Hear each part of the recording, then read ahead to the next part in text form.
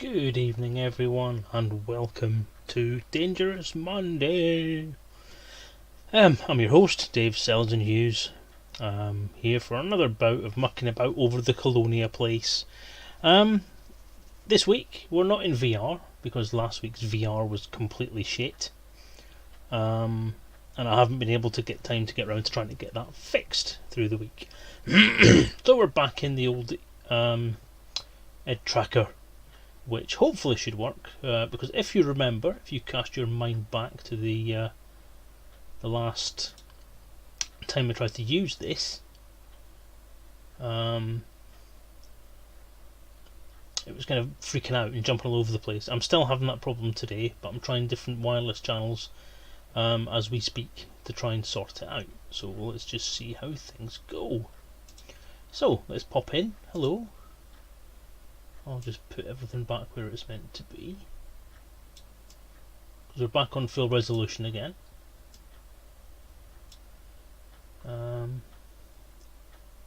Everything seems to have vanished from the top screen there. I'm not actually sure what was meant to be up there, which is odd. Interesting. So I'll do that.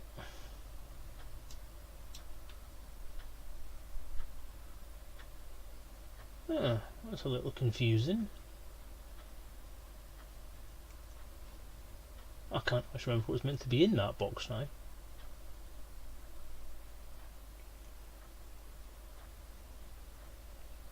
Camera's there. Logo's there. Music's there. Tracker's there. Boop, boop.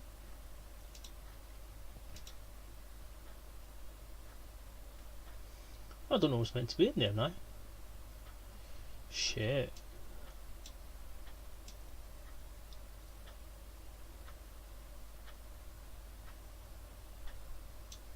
It's the chat, that's what it is. So that's fine. Nothing will come on until the chat comes on, will it? So that makes sense. The only thing I haven't got on is I haven't actually put my own chat on. So let me just pop onto there.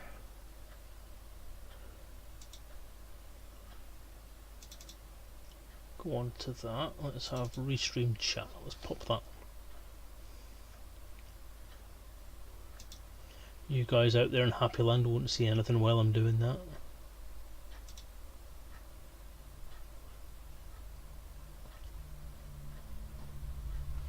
But in the meantime,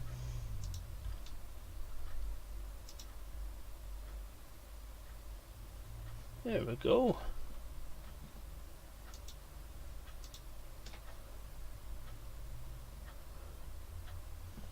Right, so that should be ready to go. So we're not quite sure what I'm going to do today. Where's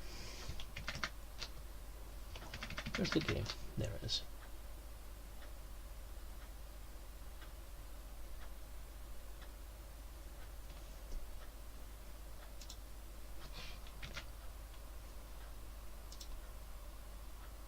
There we go, we're back.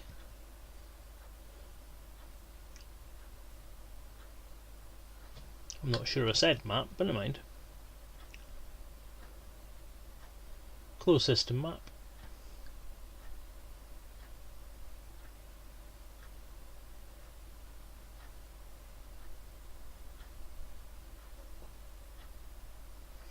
I'm on cumulative mode for this now, which I'm trying out for the first time.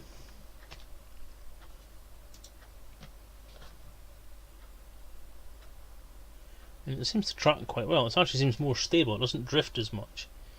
So we're giving it a try and see what happens. Also, it does actually drift itself back to the centre, which might be easy for you guys when you're watching. And not hopefully induce as much motion sickness.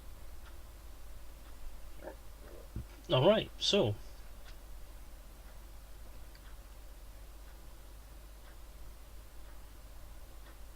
lights off.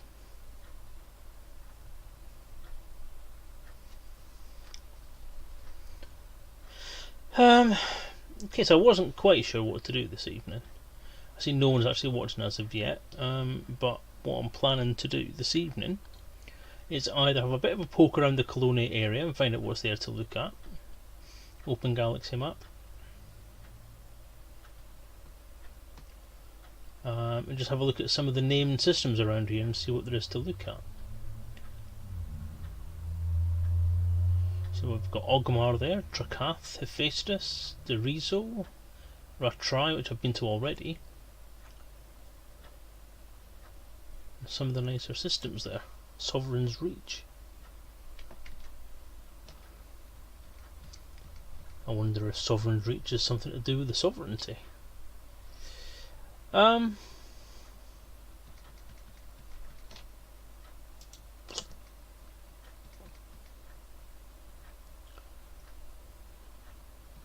there was something I was supposed to be looking at.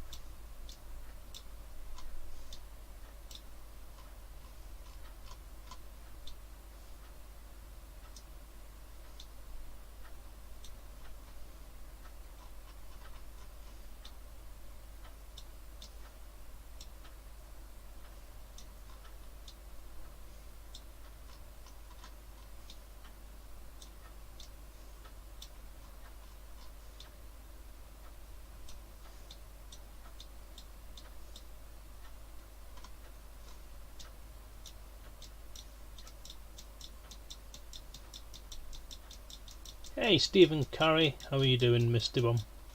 Misty Bum? That's not what I meant to say. Mister is what I meant to say. Bizarre.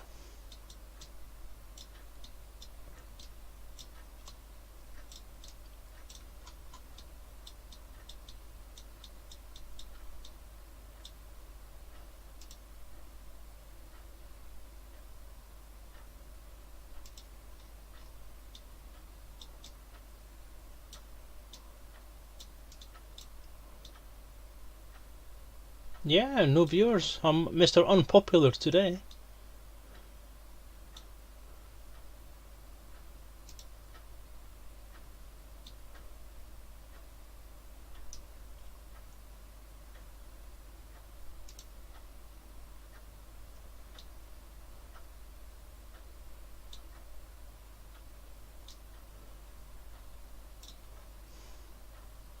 So, here we are.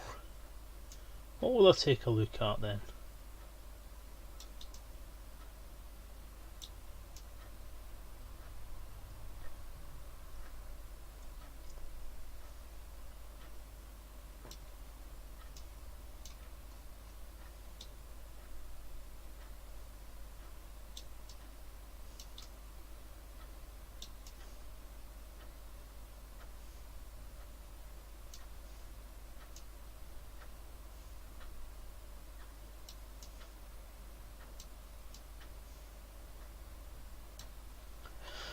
I'm in Colonia, yes. I'm not decided what I'm going to do yet, whether I'm going to have a look around and see what's there, or if I'm going to start the journey back. It seems a bit of a shame to come all this way and then just head straight back, so I'm kind of leaning towards the idea of having a bit of a poke around.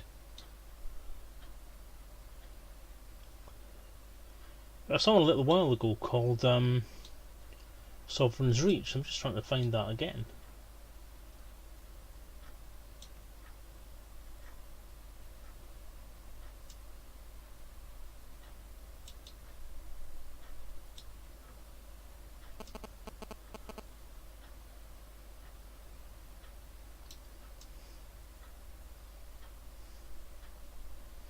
Rodentia. Interesting.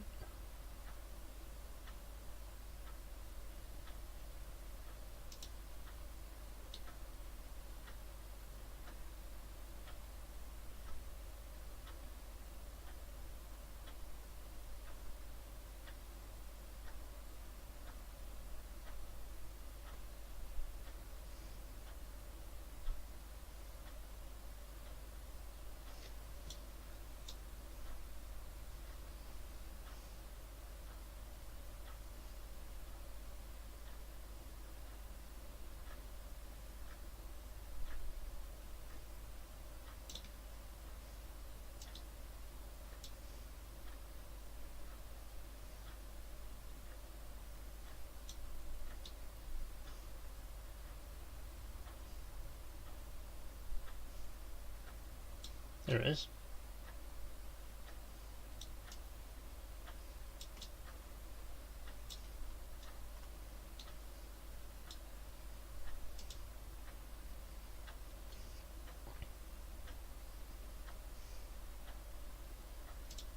Let's go there.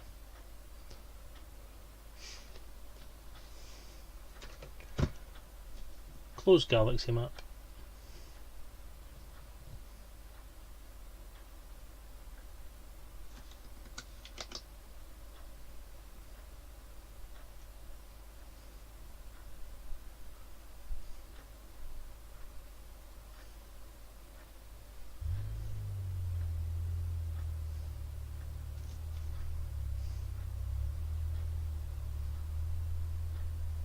Race landing gear.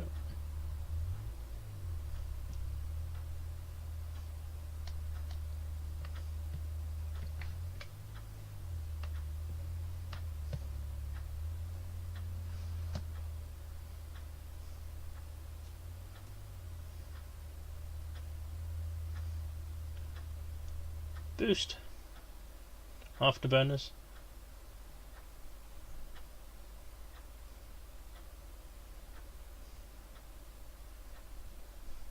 Balance power. Power to engines.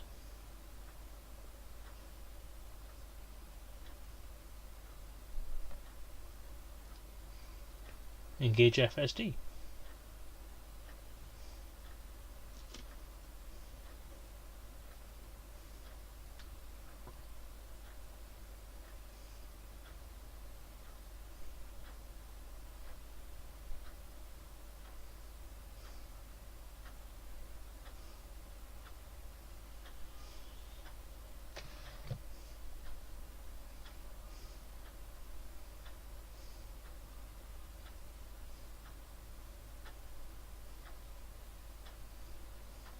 So how's your week been, Stephen?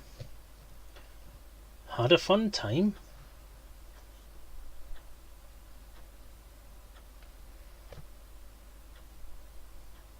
Open system map. So what's here then? What's worth looking at? Bugger all. We've got a base there.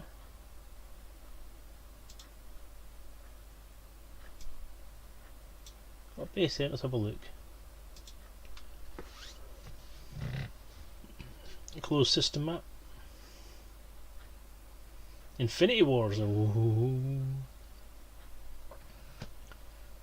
Because I've got an awesome wife, she bought me a ticket to go and see it on the opening night. The midnight showing on Wednesday night / Thursday morning.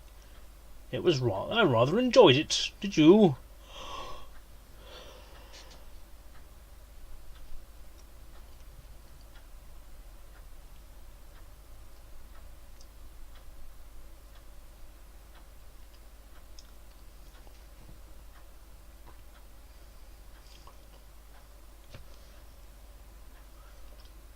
Yes, I agree. I am very lucky. I have an awesome wife.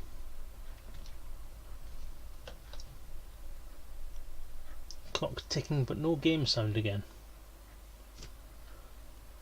Yep, that would be on the wrong thing, wouldn't it? 1 second, let me get it on the right thing. Settings, audio, Headphones, apply. Done. Sorted. Apologies for that.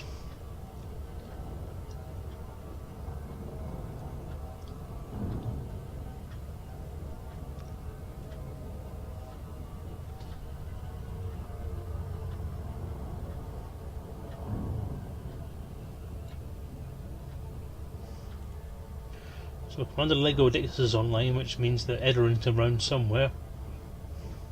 And incidentally, Greg2256, welcome to the stream. Thank you for watching.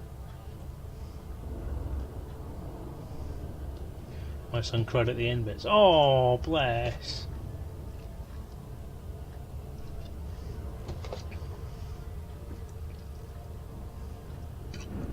I actually sat quite saddened by the fact that everyone was being wiped out. And someone pointed out to me today the fatal flaw that I turn my brain off for in these films, which kind of takes away all the drama from the end, which isn't great. Did you deliberately put that smile in because you know it makes me pee myself laughing?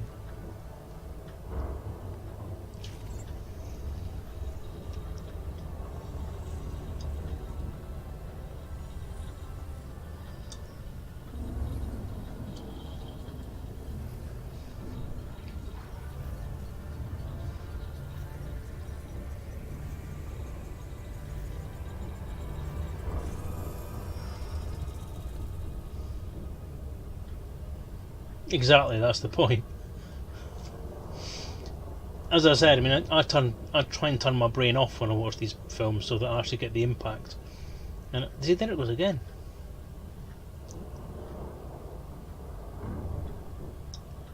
But it wasn't until today when one of my so-called friends pointed that out to me that I kind of thought, oh yeah, good point.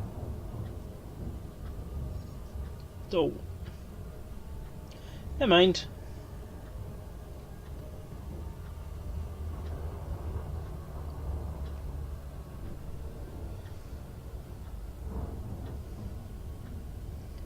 Let's try and get some angle.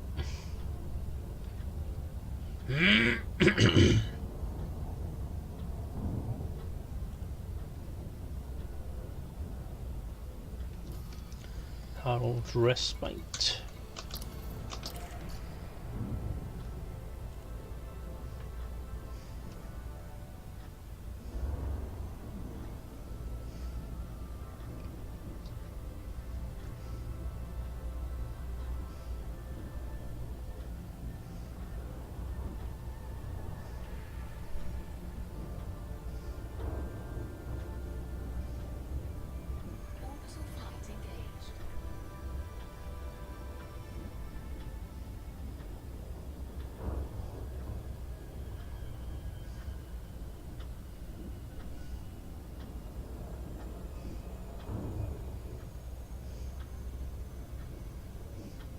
So this is quite a good showcase, this planet, for the new texture mapping. It came out in version 3. So I mean, there's a lot more detail in the mountains over there.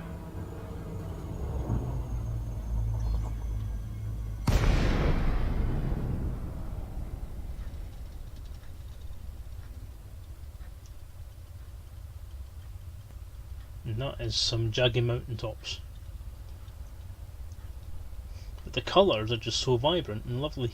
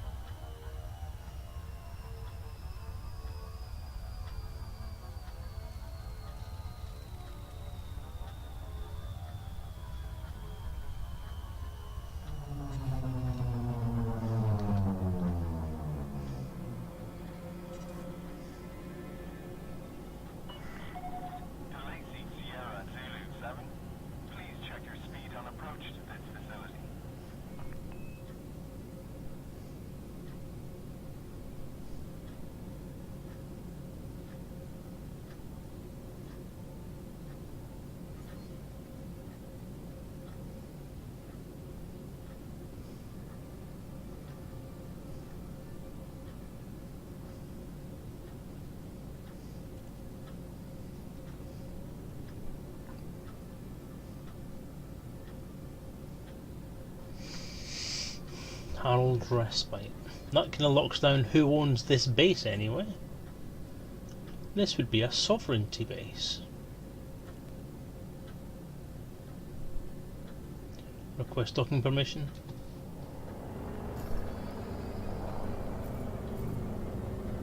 Requesting landing platform.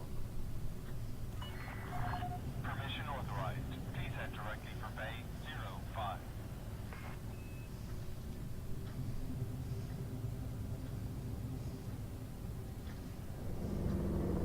Deploy landing gear.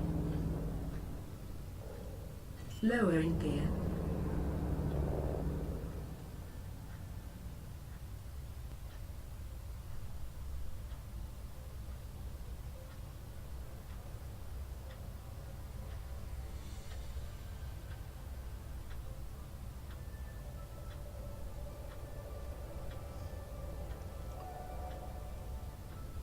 On final control. Scan detected.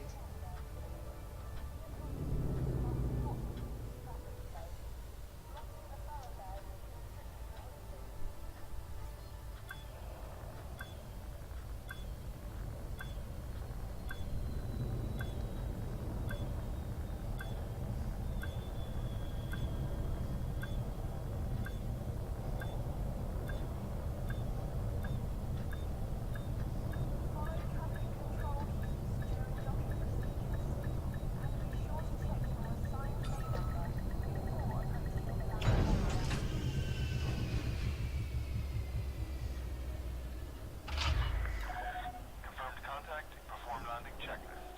Take note, Commander. Civil war is currently affecting the area. Watch who you side with. Okay, so first thing to sort out is this. Not overly happy with the head tracking on that. So the cumulative is okay, but it's making things a little bit jerky. So I think what I'll do is I'll put it back on direct mode. So back on direct. Apply. Back to game menu. Resume. That should be a little smoother.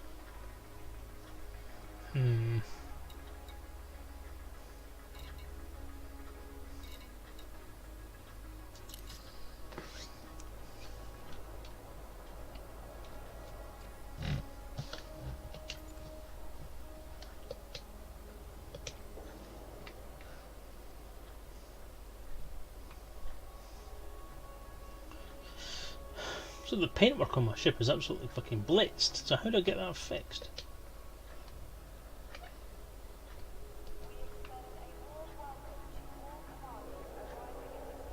The ship's at full repair.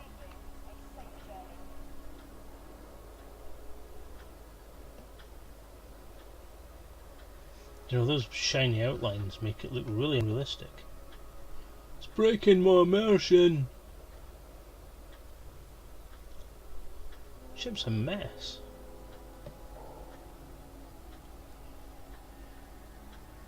We ask all commanders, please moderate your speed when approaching the docking area. Let's have a look at this amazing base.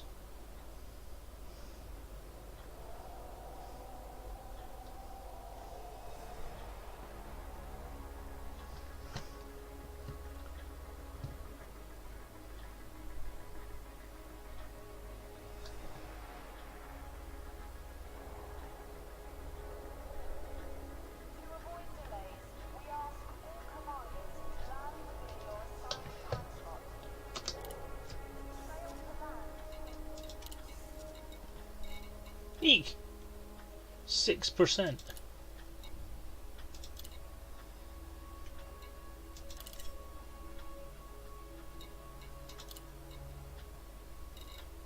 Thanks for that, Stephen.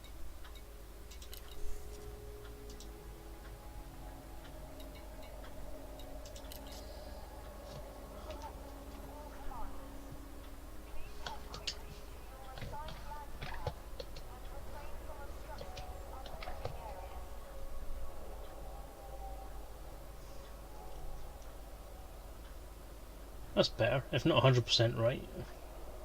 It is better. Are Much you better. sure?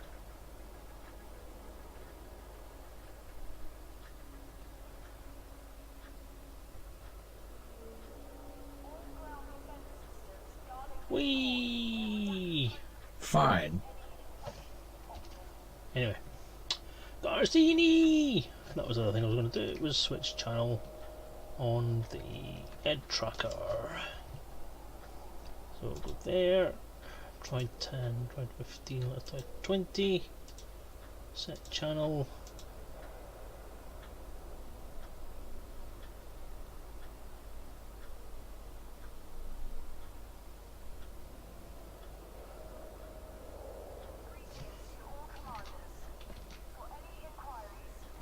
Video and audio, let's see.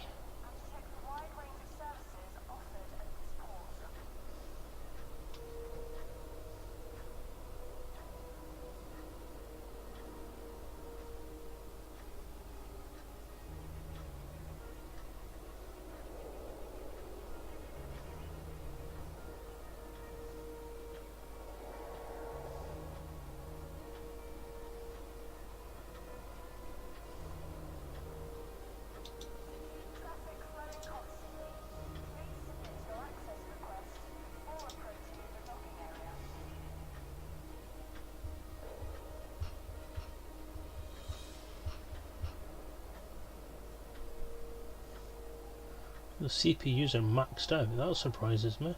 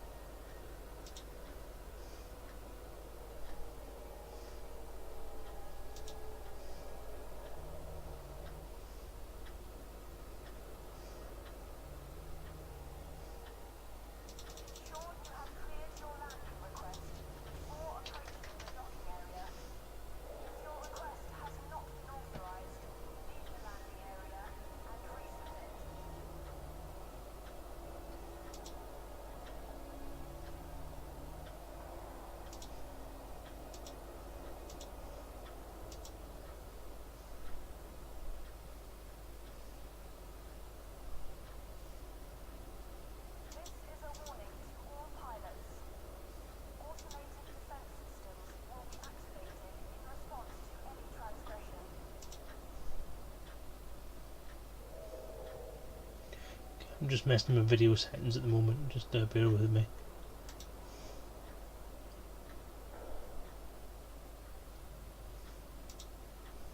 Okay, let's see if that sorts anything out.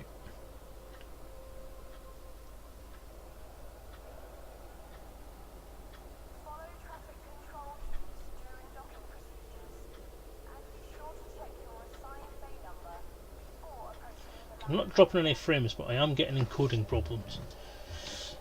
So I'm not sure what's happening with that. For the time being, let's stop recording.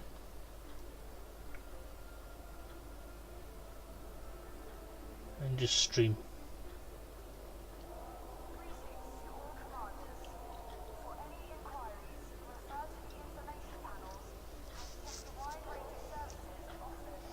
Okay, so we're not recording at the same time as streaming, and let's see if that solves everything. Okay, let's do something else a bit different we've not done for a while.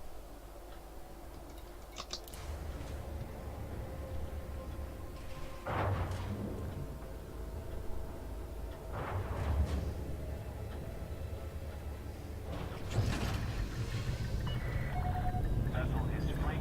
You may leave when ready.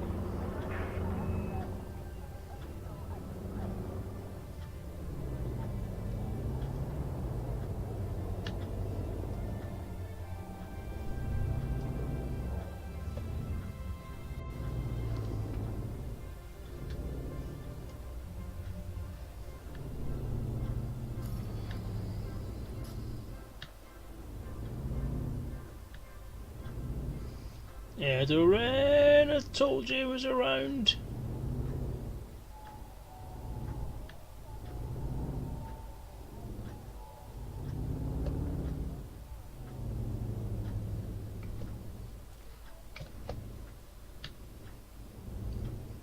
It was Mr. Selezen. Well, Mr. Selezen is absolutely bloody shattered.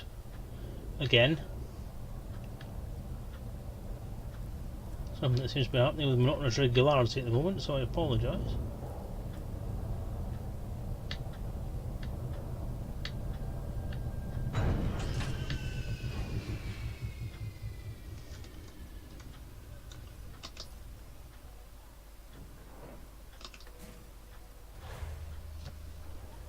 Edoran. How is everyone? How is Garzini? How is Edoran?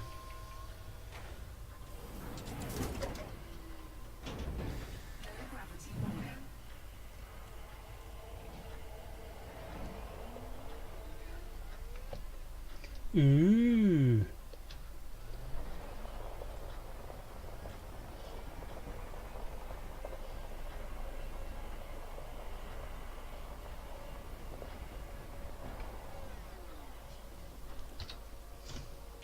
Options. Controls.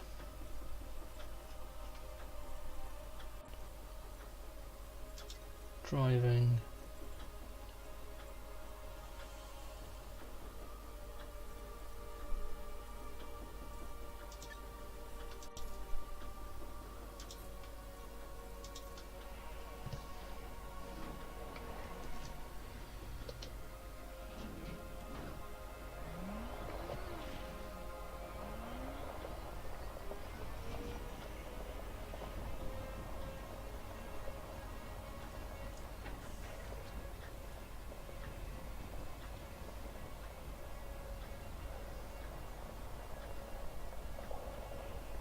Oh wow, man. Damn. That makes it a recurring thing. That's pretty bad, dude. Sorry to hear that, mate. Not the playing games thing, I mean that's pretty cool, but the lung thing can't be a joy.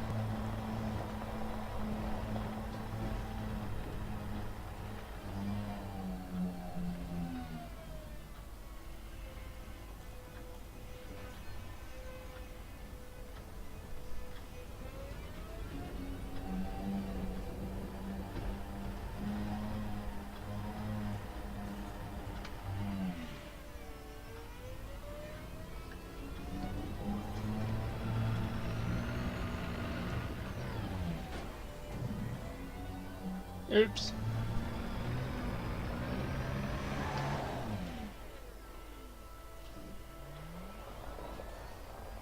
Got the telling off there.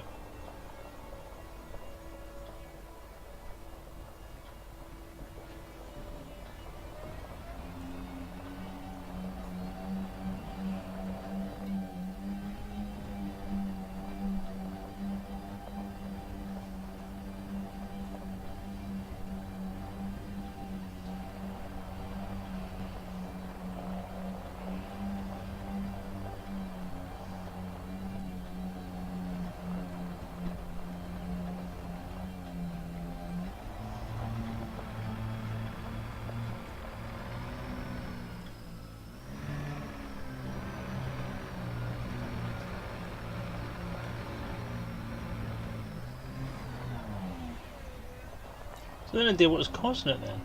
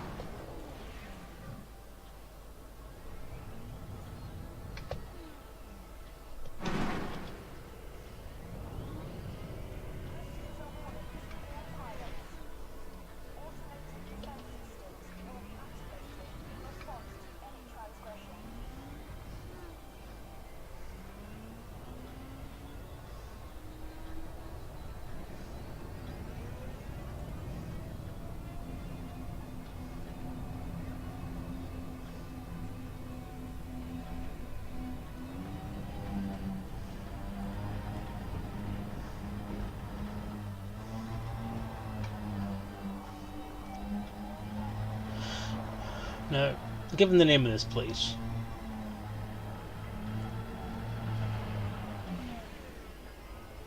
legend has it that the estranged son of Emperor Deval, the one before Alyssa took over, either did or does make his residence here.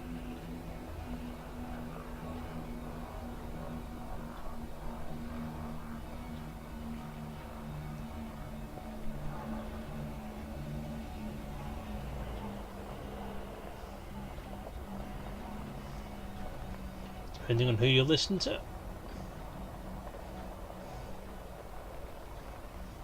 It is a sovereignty stronghold.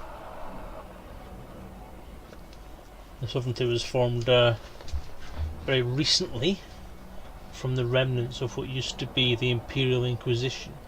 The Imperial Inquisition apparently had some things to do with Prince Harold Duval.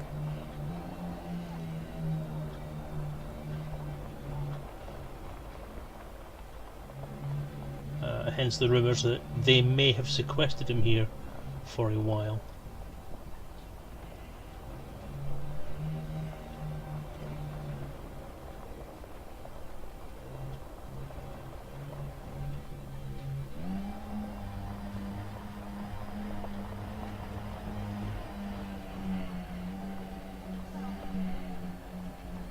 Well, Garzini, all I have to say in terms of your ongoing ailment is I hope it comes together soon and you sort out what's going on, because that sounds horrendous.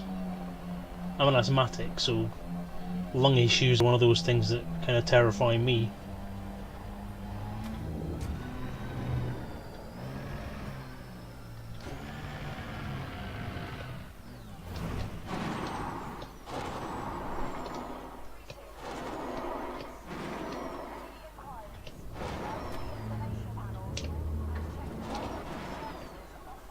This could be bad.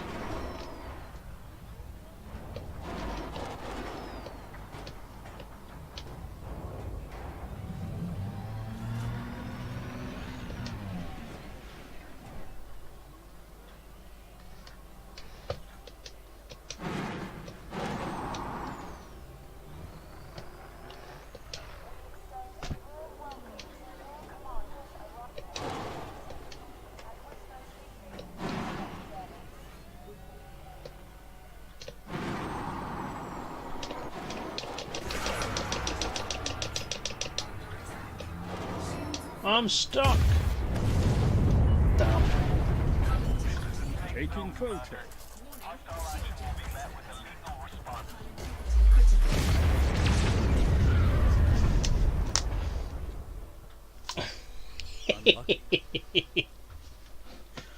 Oh god. I got stuck.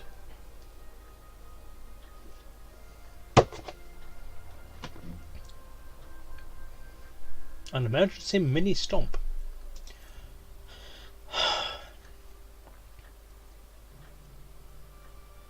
Oh.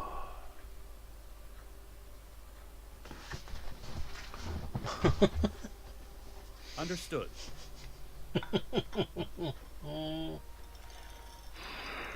Put the cat out.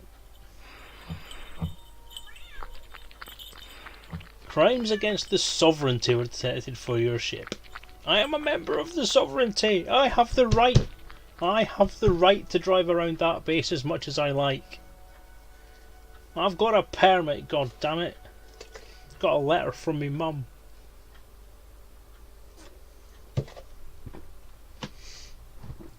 Balls.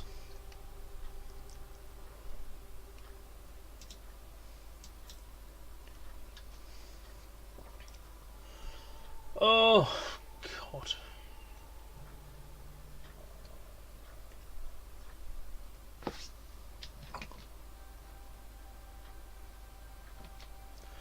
Okay, Daddy Huggy, feel free. I am having some stuttering issues. Although the CPU at the moment seems to be behaving itself, so... Yeah, since I stopped the recording it seems to be a lot better. Okay.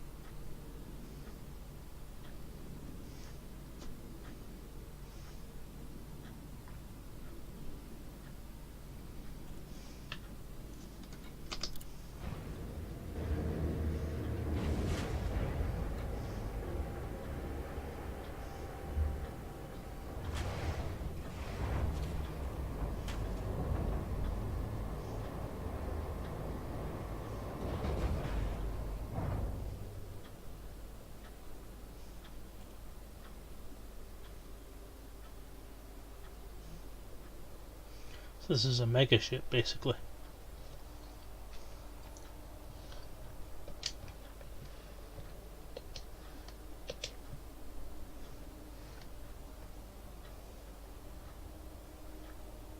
No, dude, I hope you're okay, mate. Sorry to hear you're having a bit of an angry day.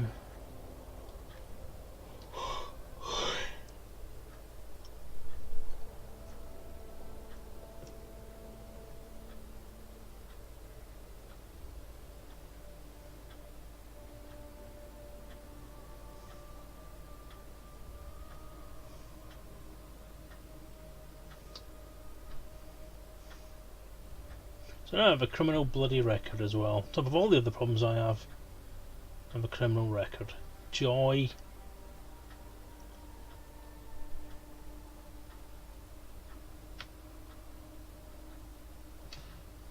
It's all good.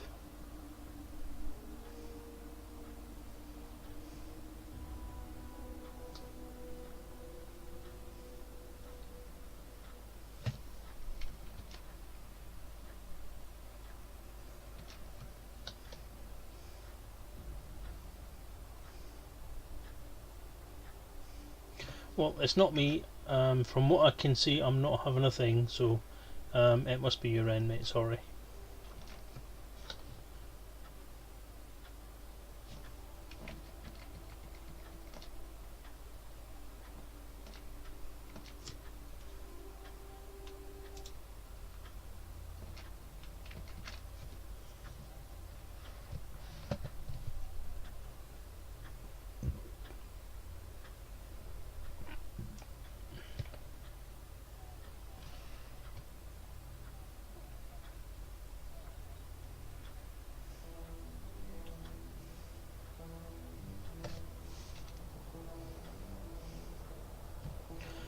Open galaxy map. Displaying map.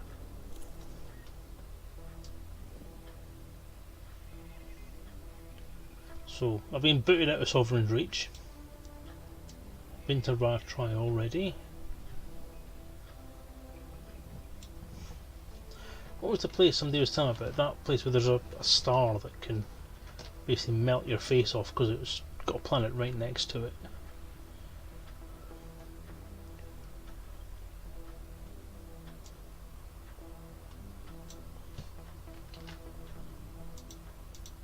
Let's see.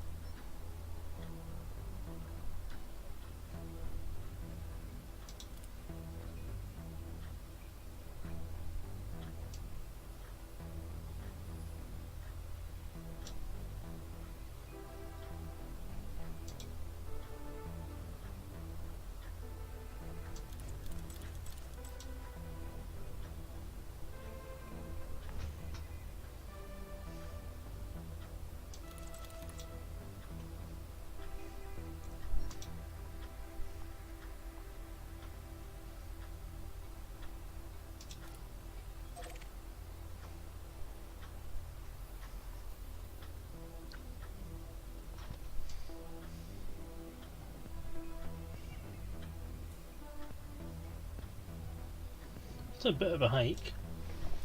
Is it worth a go? Shall I have a look? That is the right one, isn't it? XEXD29. Yeah. Closed system. Blah, blah. Closed galaxy map.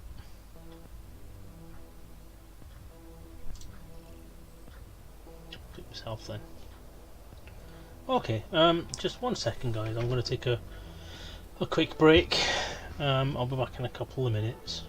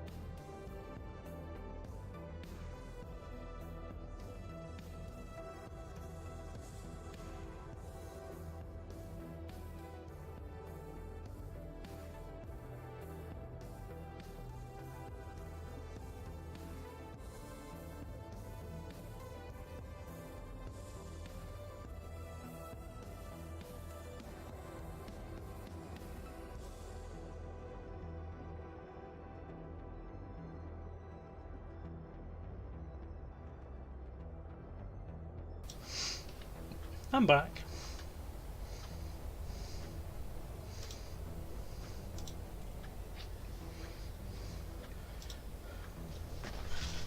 Oh. So, how many jumps is that? 8 jumps. Not a problem.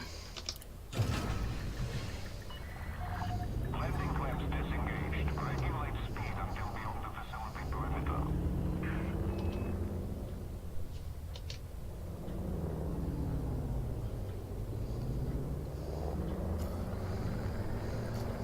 Raise landing gear. Gear up.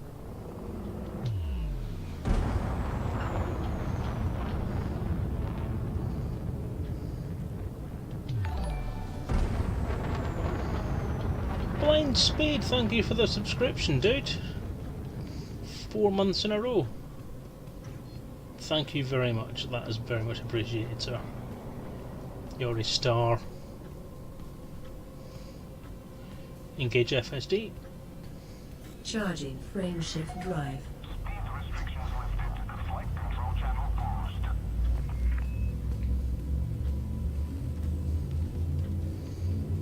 Yeah, okay. It looks like I'm going to have to not record the sessions now. Not a problem, I don't think.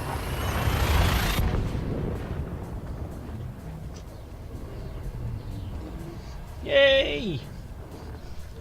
My currently most prolific user of the Selezen approved stamp.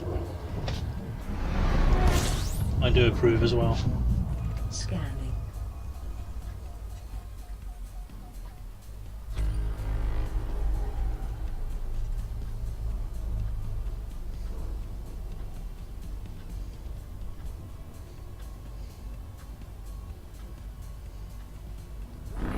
Frameshift drive operating beyond safety limits. Frameshift drive boost activated.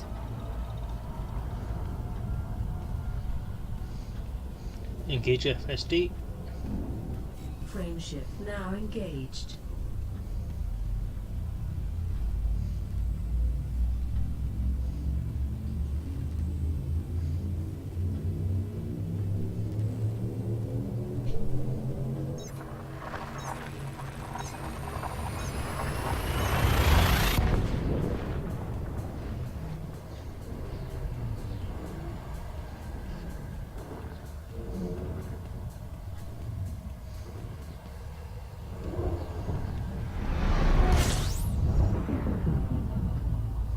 Completing system scan. Stand by.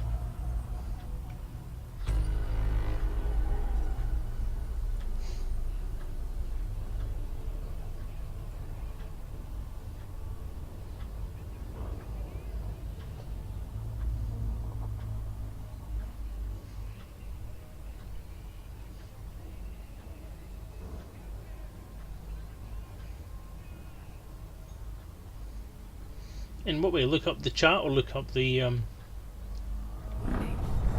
drive operating in the actual room? beyond safety limits. Frameshift boost activated.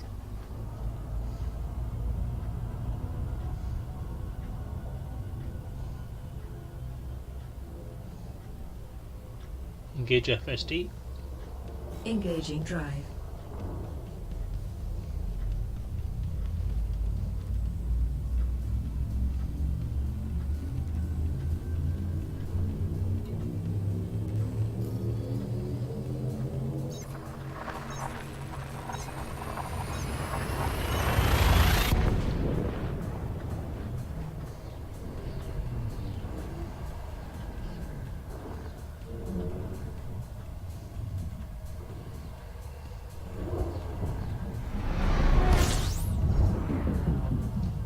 Scanning now.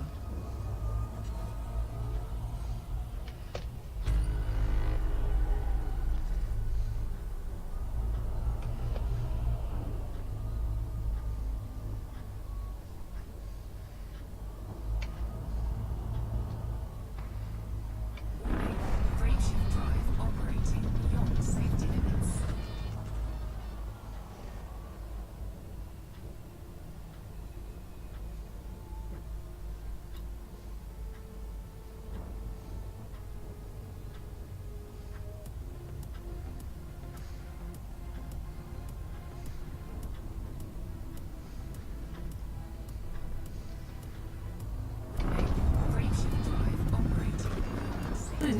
activated. Frameshift drive supercharged.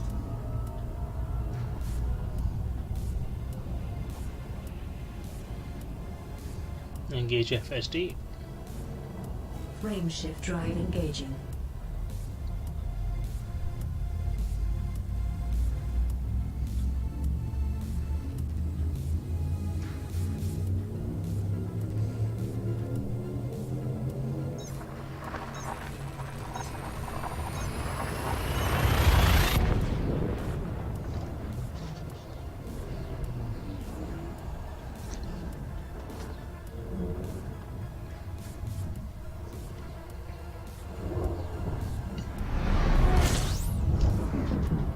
Scanning now.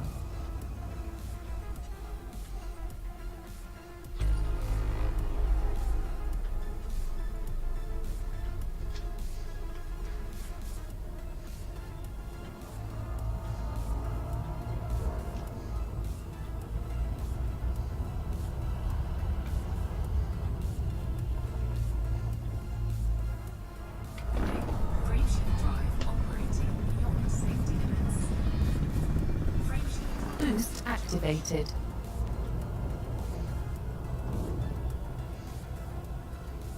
Engage FSD. Frameshift now engaged.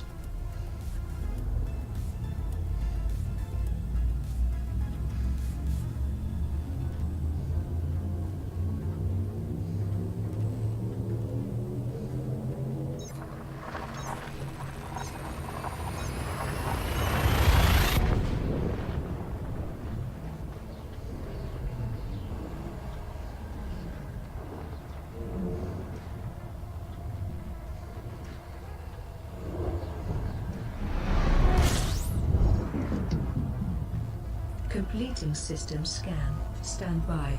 Gathering information. Cartography has now been updated.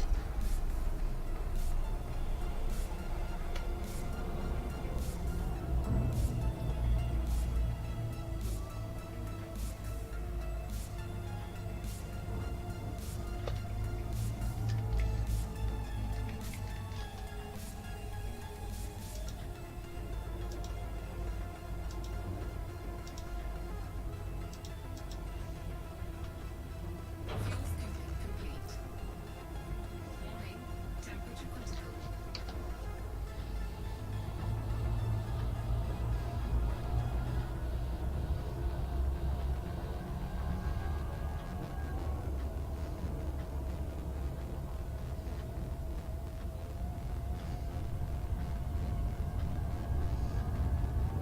Engage FSD.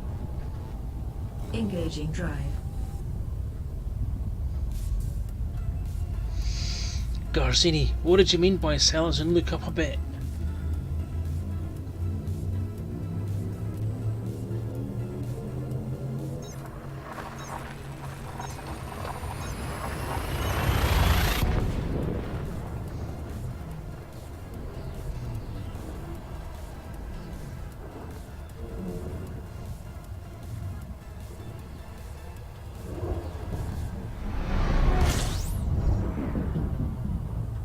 Gathering information. Cartography has now been updated.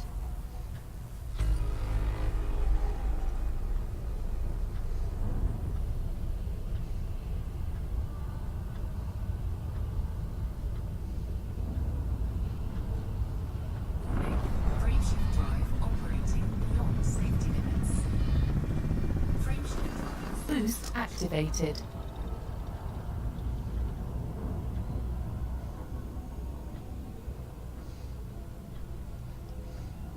Engage FSD. Frameshift drive engaging.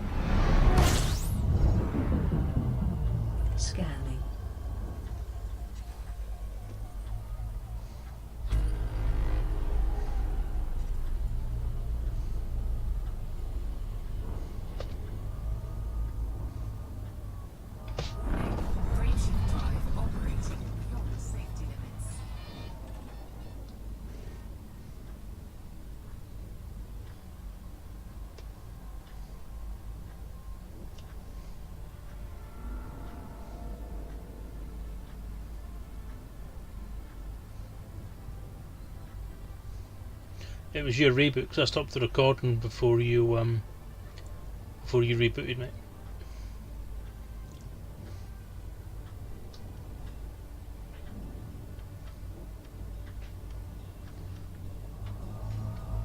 Warning. Frameshift drive operating beyond safety limits. Frameshift Boost activated.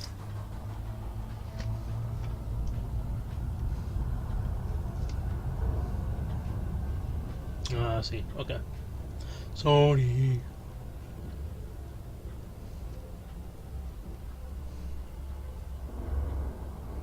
Engage FSD. Engaging drive.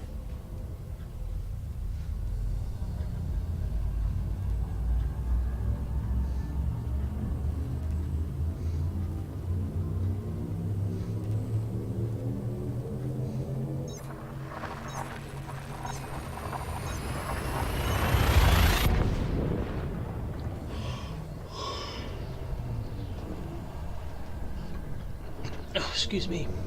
So, Daddy Hoggy, am I right in thinking that you were off to the States very soon? Gathering information. Cartography has now been updated. If not already, I thought it was this week actually.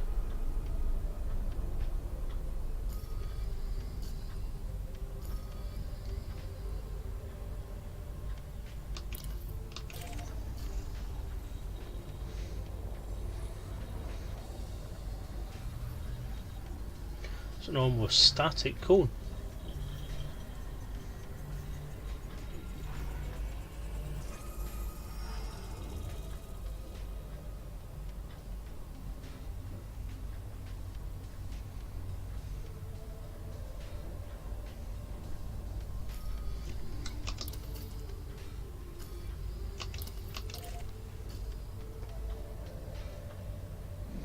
This is the world of death.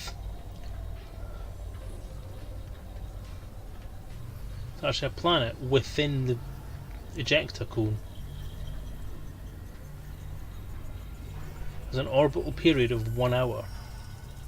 You'll see I'm sitting totally still, and the time for it to actually approach is going down.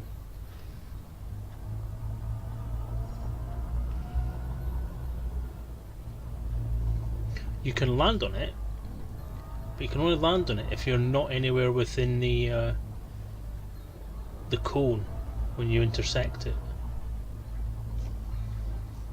As you can see, I mean, I'm not even within the cone. I'm really close to the star, but not anywhere near the planet.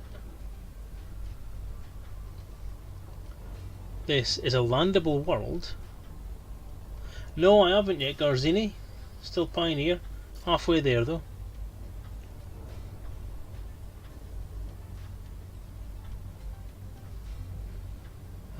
So I'm at 60% temp. As close as I can get with my level of heat. Be about here. So I can't reach this planet at the moment, warning. Temperature critical. as you can see.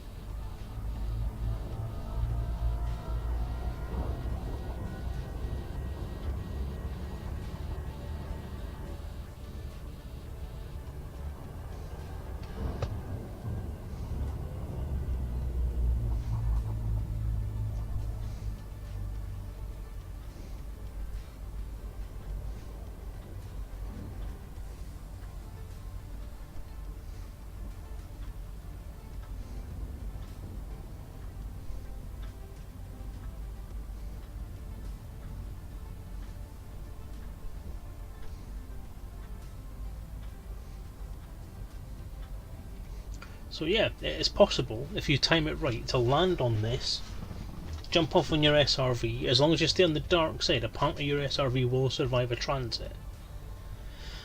But you then have to get your ship away.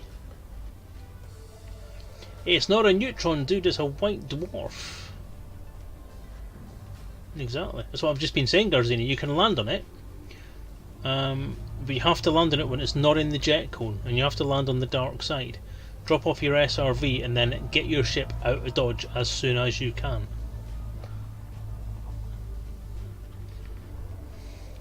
I think actually at the moment it is actually within the cone, I'm not sure. And with it being a white dwarf, obviously a neutron star's cone you can transit without increasing your temperature.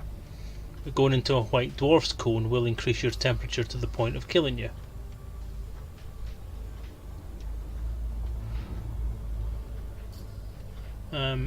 The planet's transit time around the sun, around the star, sorry, is an hour, as I said.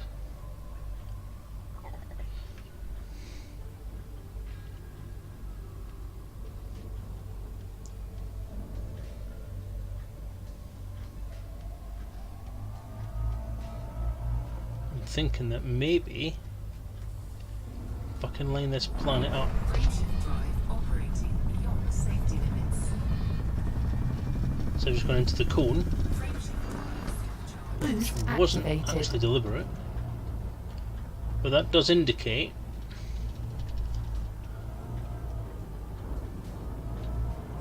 warning. Friction drive operating beyond safety limits.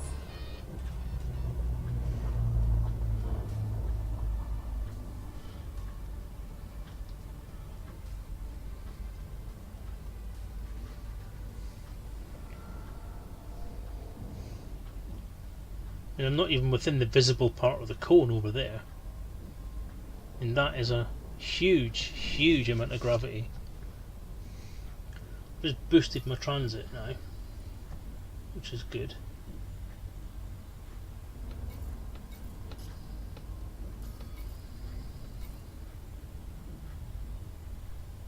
Yes, I've doubled it. Yeah, so no way I'm going to be able to approach that. I don't have the powerful enough shields. Just had to unfriend my old Taekwondo instructor. He's become a flat earther who thinks the ISS is done with CGI and VR and doesn't believe in gravity. Wow. Proof that martial arts rots the brain. One too many blows to the head, I believe. So, yeah, that's interesting.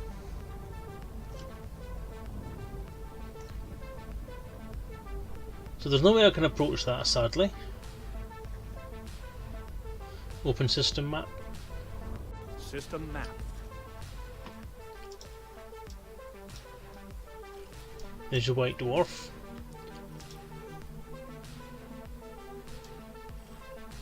Leif Erikson seems to have found quite a lot of the stuff around this area. Caleb Dark! Hey, I know him.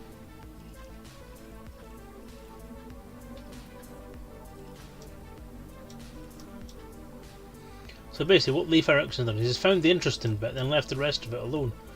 Fucking hate people that do that.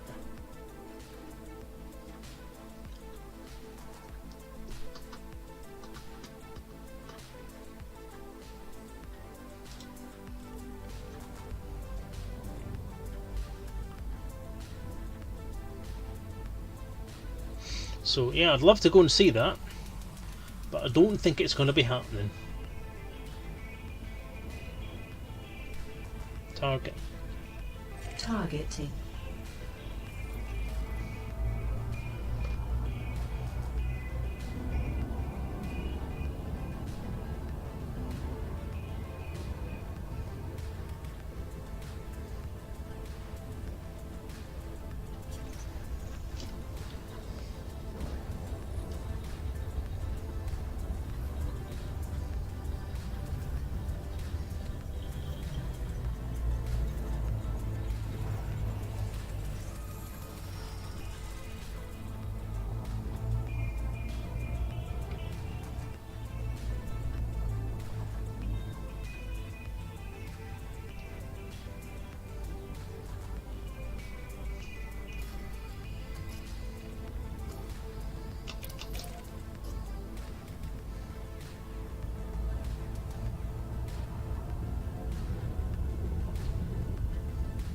Target.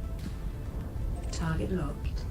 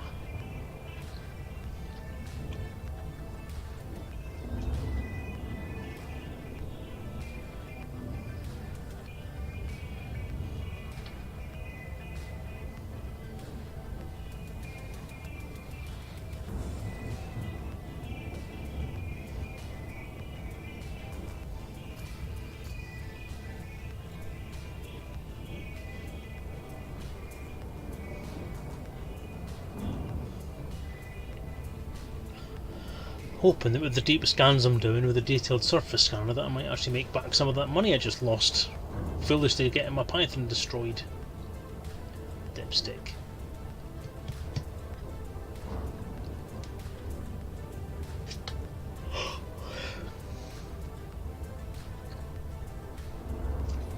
So, the query really is now, what do I do next? There is one part of me that's thinking, head back. I mean, obviously I need to go back home at some point, need to get back to the bubble at some point. Do I really want to spend the next 4 months doing the same as I've just been doing, jump scoop, jump scoop, jump scoop all the way back? We could get some exploring in. The benefit of that is that potentially I could end up getting myself back to a full whack of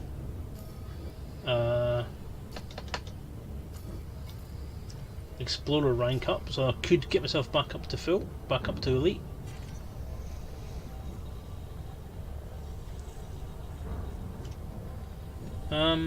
Or do a shortcut it, essentially sell the Python, sell all the bits in it, buy a Sidewinder, crash the Sidewinder, get myself back into the bubble, and then rebuy the Python again.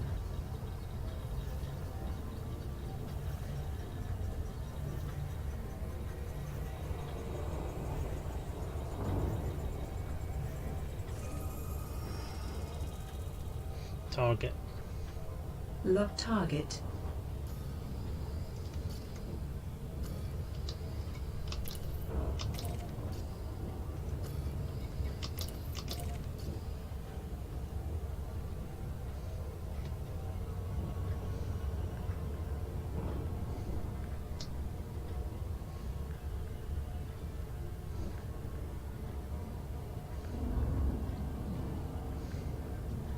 I don't know. The grind to get back has its attractions, but am I ready to do something a bit different? Am I ready to look at some Thargoids yet? Am I ready to look around the systems? Do I want to finish off the road to riches, which will still get me exploration points? Loop of shame. Get my exploration ranks, I suppose, but then I'm going to do that anyway, so I don't know. I honestly don't know. What is it, an investment in time to get an investment in money, or is it just more of the old boring grind that everyone's been watching for the last 6 months?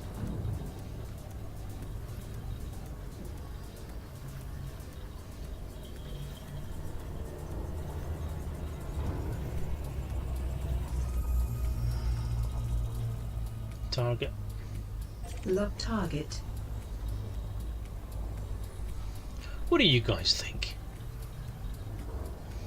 You're a clever bunch, all you people out there in Streamerland.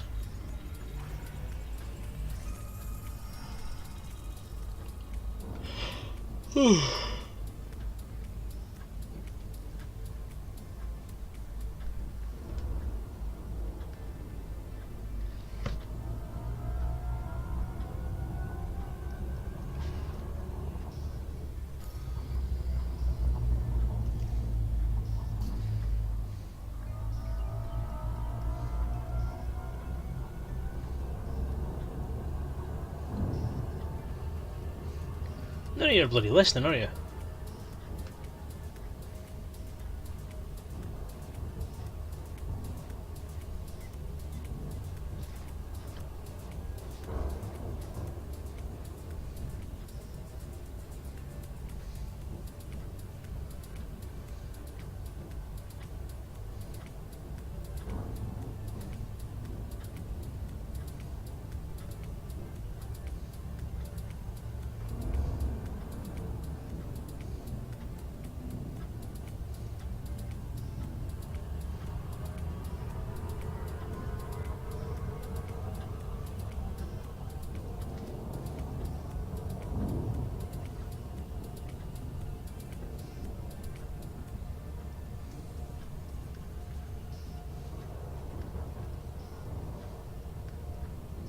Target.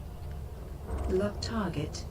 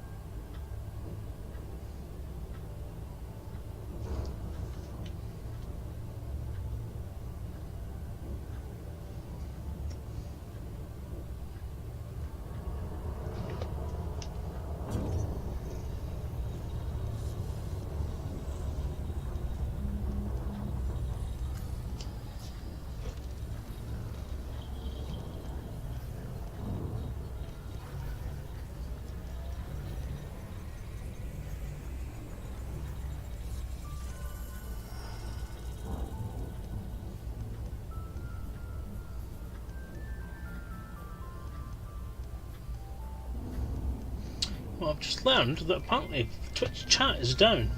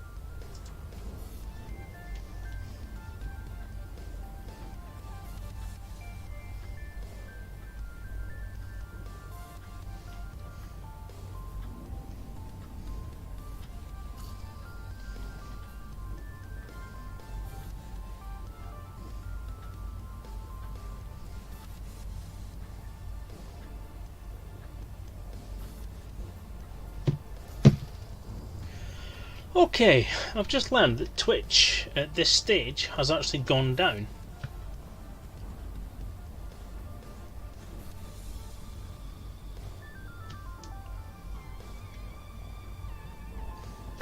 I certainly can't view my own Twitch stream, which is interesting.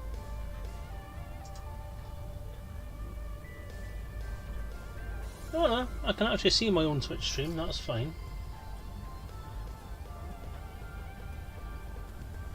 But I can't see anyone else's.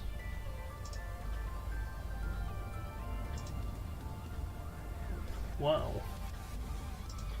That is impressive shit. Or it's just shit. One of the two. So that's interesting. Apparently I have 15 viewers. So I'm going to carry on regardless.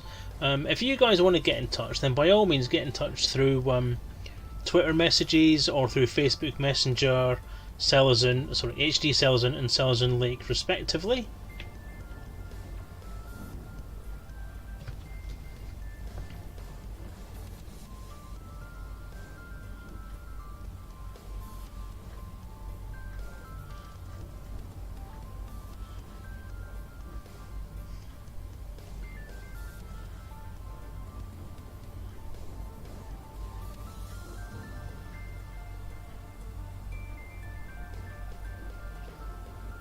Twitch seems having some sort of fit. Bifford says much the same. So hello Bifford, who is watching. Hello to the 15 viewers who are watching, and well done for watching. But essentially there is no Twitch chat at the moment. Not quite sure how to resolve that at the moment. We don't really have an alternative. Unless you have a third-party app that can do the same job, I don't know you're going to get much. So, sorry about that. I will carry on.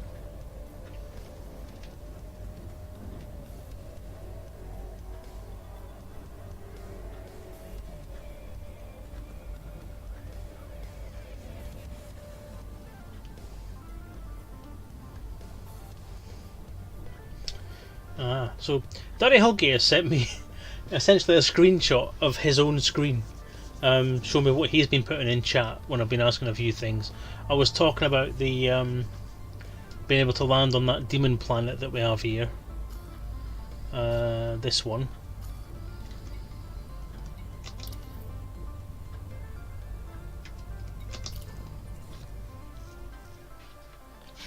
And that's the thing about this world, is it's right next to it. Right next to this a white dwarf. Scorched is not the word.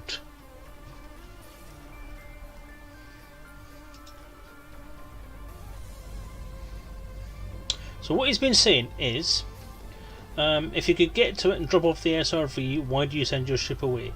Couldn't you land? If you send the ship away, what happens if you screw up bringing it back, timing wise? Well, in all those eventualities, essentially the ship explodes.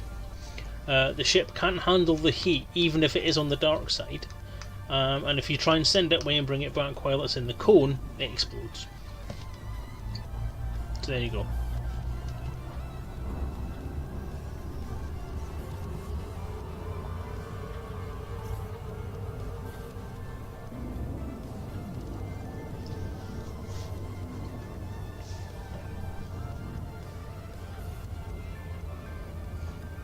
The only other option I can maybe think of is my Discord channel.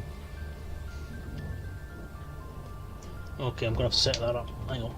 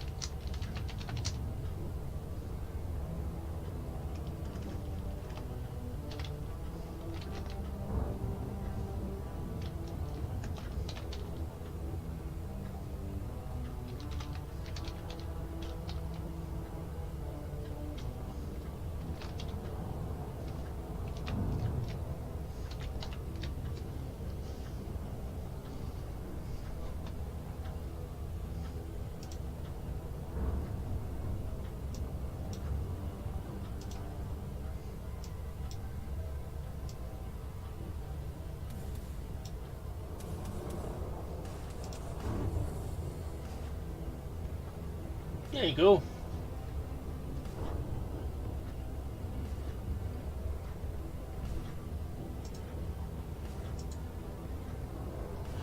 Okay, so I'm now using the my Twitch channel. Not my Twitch channel, my Discord channel. Bifford is now saying alive ho. So we have at least something out there that we can use to try and get some chat going on here. Now I can't get that to work with that. There's a bugger, but never mind.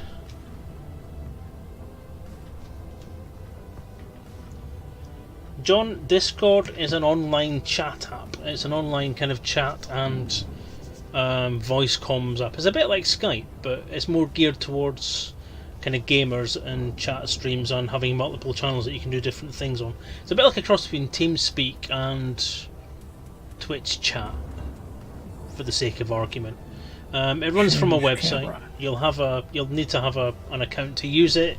It's a free account. You don't have to worry about it. It doesn't really hammer your machine that much, but it'll give you at least some kind of chat thing. If you use that link that's on the screen, then you can drop into my chats and have a look. So I'm hanging about in general.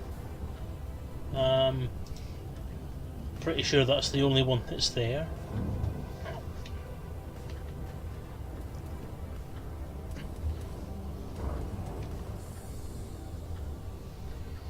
So yeah. So what we'll do. Oops. Just came off the end. Stephen Carey's back. My viewer count thing on the chat seems to be still working.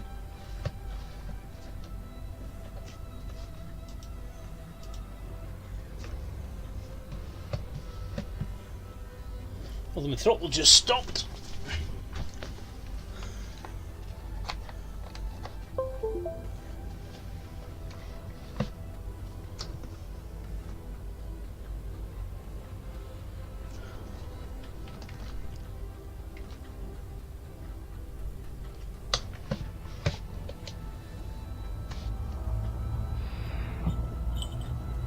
Put the cat out.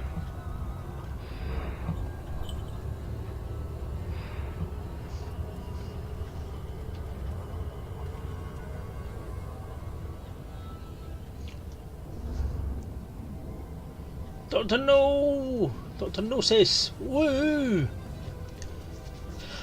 Okay, I'm quite impressed that, yeah, that seems to have worked quite well. So, yeah, Twitch chat. Who needs Twitch chat? We've got Discord up the wazoo. Okay, so we've checked out this little system here. Let's, let's travel back to Colonia then. Open galaxy map. Open galaxy map. Stellar cartography. So that was the demon planet that travels through its own star's corona.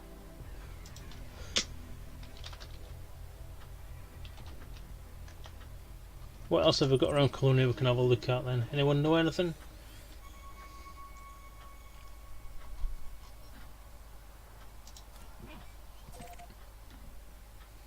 Close galaxy map. Leaving map.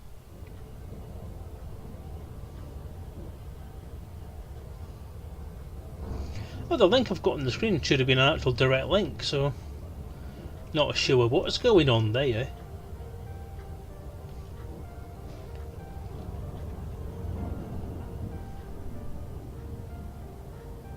Eh? Engage FSD. Engaging drive. Was an RPG session yesterday, Bifford? No, there was not. I didn't send a notification out at all yesterday because I'm finding it difficult at the minute to actually get in front of a computer. Now, I'll actually come to that in a second, but there was meant to be a session. Chaos Dispenser and I think DJ, I'm not sure, but I'm pretty sure there was someone else other than Chaos Dispenser at this thing. There was a G4G, it was called, Completing system scan. Gamers for Standby. something, or Gathering information. Cartography has now been updated. but there was definitely it's like a charity gamers thing convention on in the States, and Chaos was at that. He did say that he would do his level best to be available to do the stream. Boost activated. But he didn't promise. So we're kind of like on a 50-50 potentially being role playing yesterday, sorry. But it didn't actually come off that way, I'm afraid.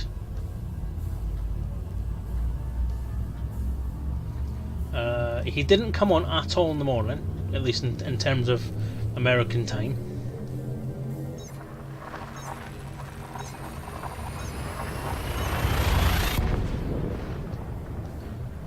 So I'm not entirely sure what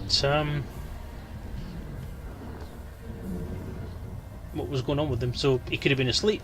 I know that I gave it until about 25 past. I saw him briefly, very, very briefly log Scan on. for information. And it wasn't for very long. I'm going to refuel here actually, I think. Open system map. System map.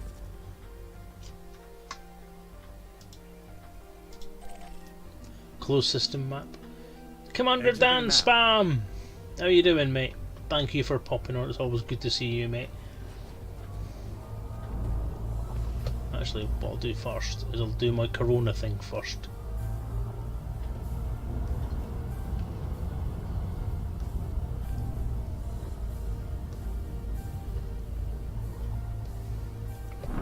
Friction drive operating beyond safety limits. Friction Boost activated. That's quite a way away. But I'd rather fuel anyway. It was DJ.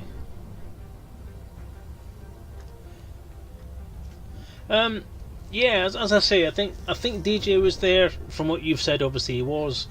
Chaos was there. I don't think Malik was there. I could be wrong. I don't know. But yeah, there's a boatload of people there. And as I say, the plan had been to try and stream if it was available. He said it would depend on what was happening the evening before, so obviously it was a heavy evening the evening before, so he didn't manage to get online in time. So we did hang around, me and Buttons hung around to see what was going on, even though Buttons probably wasn't going to be playing because she's been for a dental appointment, and her face was on fire basically. But she hung around, talked to me, and it was all fun and games. But yeah, it just meant that the RPG just kind of went away.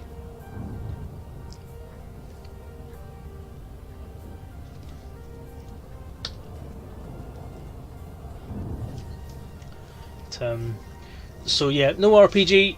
We didn't play. We're hopefully on for next week, but I'm a little concerned that the communication levels between the group's members when we're not actually online seems to be a little bit lacking. We did think that Chaos would at least leave a message to say that he wasn't going to make it, or that he'd been up late, or even just nip on quickly. I mean, he did come online because his little indicator went green to say that he was online. But unfortunately, he didn't even come on to say that he was sorry he wasn't on, and I've not really seen him on Discord since, which is odd. But no, obviously a busy weekend for everyone, so we just kind of mucked about ourselves.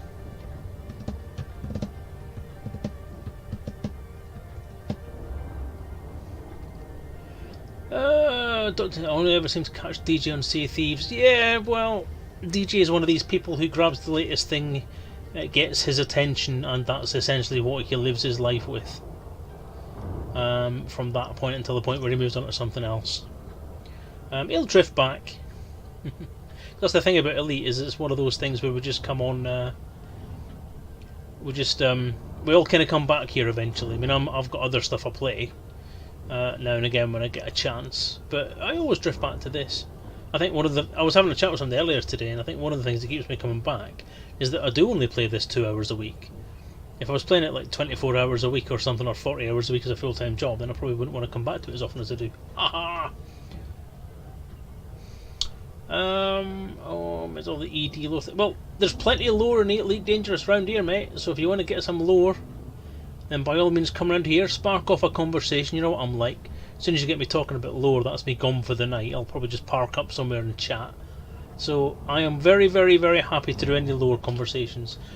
I'm keeping up to date with a lot of the things in the game as they evolve, not completely, but obviously I'm more of a kind of history buff in terms of Elite. Where things came from, where things are going is one of those things that potentially I can take a look at. But I'm only kind of peripherally aware of it. But yeah, I have opinions on stuff. I do know what's kicking off. As I say, I keep up to date with a lot of it. So yeah, but if you need a fix, then by all means pop in. Commander Spam, which is Dan. We know it's Dan. I'm alright, buddy. How the hell are you? Fair to middling. I wouldn't say I'm great. I wouldn't say I'm shit. I'd say I'm in the middle. How's the Fantasticon Kickstarter going? How's the prep? How's all that shenanigans going off? It is great to see you, by the way. It's always great to have Dan. Dan, by the Commander Spam, is Dan Grubb, who is organising Fantasticon 2018. So if you have a few pounds to spare and a weekend to spare at the start of September, then come up to Cleethorpes in the good old U of K. Right, what's all this Discord shenanigans? Well, Twitch chat's down. Twitch chat seems to have exploded, and Twitch's video streaming seems to be on the way out this evening, so I'm not sure what's going on.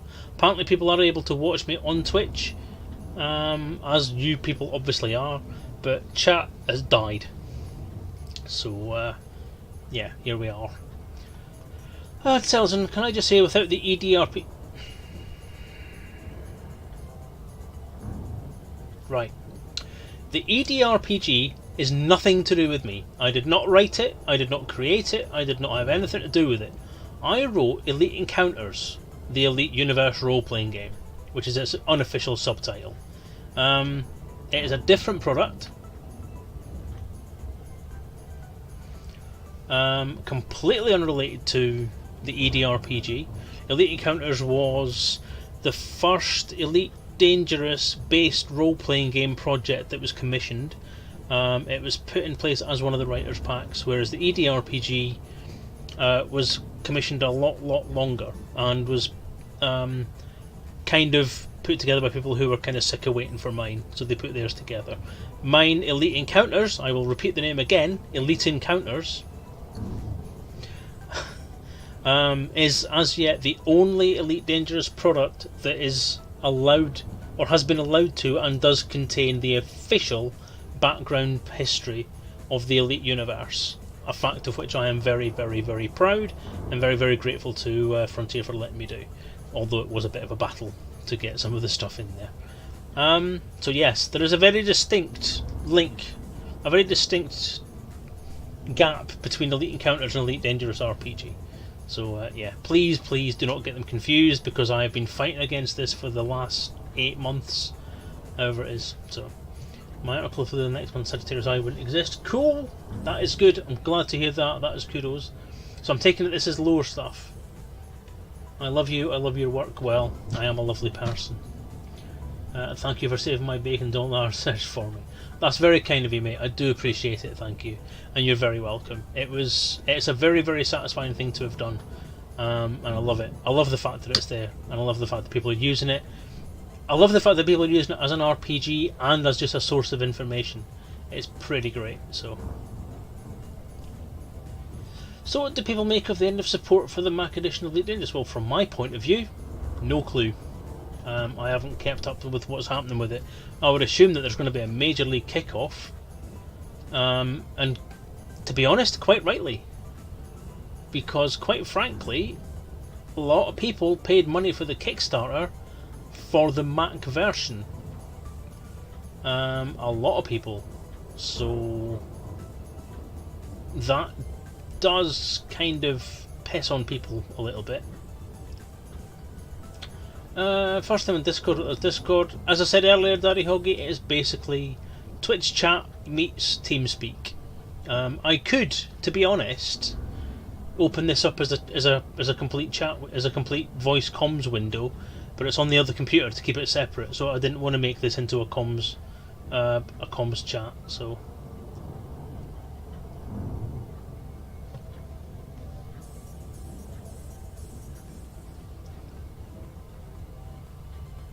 DJ playing other stuff is fine. Yeah, fair enough. I'm just lamenting the stuff I keep missing is ED stuff these days. Yeah, see, that's the thing. I mean, I think between myself, DJ and Drew, I mean, we've kind of cornered the market on lore, on the Elite Dangerous lore streams. Although Malik has a much more hands-on way of looking at the Elite lore. Is that he kind of explores it in game himself, with everyone along for the ride, which I think is a lot better than sitting talking about it. If you're going to look at the in-game stuff, then Malik is your man. So if you're missing DJ for lore, then nip onto Malik's stream and he'll fill you in on some stuff. And it's easy to get him to tell you all about it as well. If you have a conversation with him about it on the chat, then 9 times out of 10 he'll actually go to the places that you need to go to show you where they are and see what's going on. So, lol, Selezen, I think your RPG is required reading for all the right. Oh, that's nice to hear. That's lovely. Thank you. That's great. Marvellous. Cool, except I won't because I'm on tablet headphones in the sitting room. Okay, fair enough. Thanks, mate. I'm okay. Yeah, I know, dude. I know. Daughter in a month. That sounds a bit weird. People who don't know the situation, doesn't it? You meet your daughter in a month. Oh, do you not meet her yet? Would you away? But no, those people who don't know, Commander Spam, or Dan as we call him, is adopting a daughter. Him and his wife Gabby. 2 people who really, well, one person who hasn't really grown up out of his own childhood yet, and already has a son, and one lady who is probably going to be the best mum that God ever created, if you believe in that kind of thing. Dan is going to be the most fun dad to have. Even just ask Harry, he'll tell you that. So it's going to be pretty good.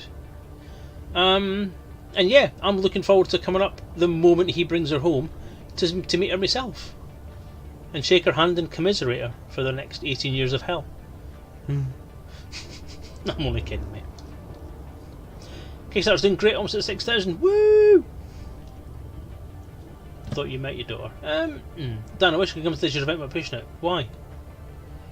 You're a man, ain't you? Do what you like. You lay down the law to you women and you say, hey, beep, I is going to this thing, innit? I is going and you cannot stop me, innit?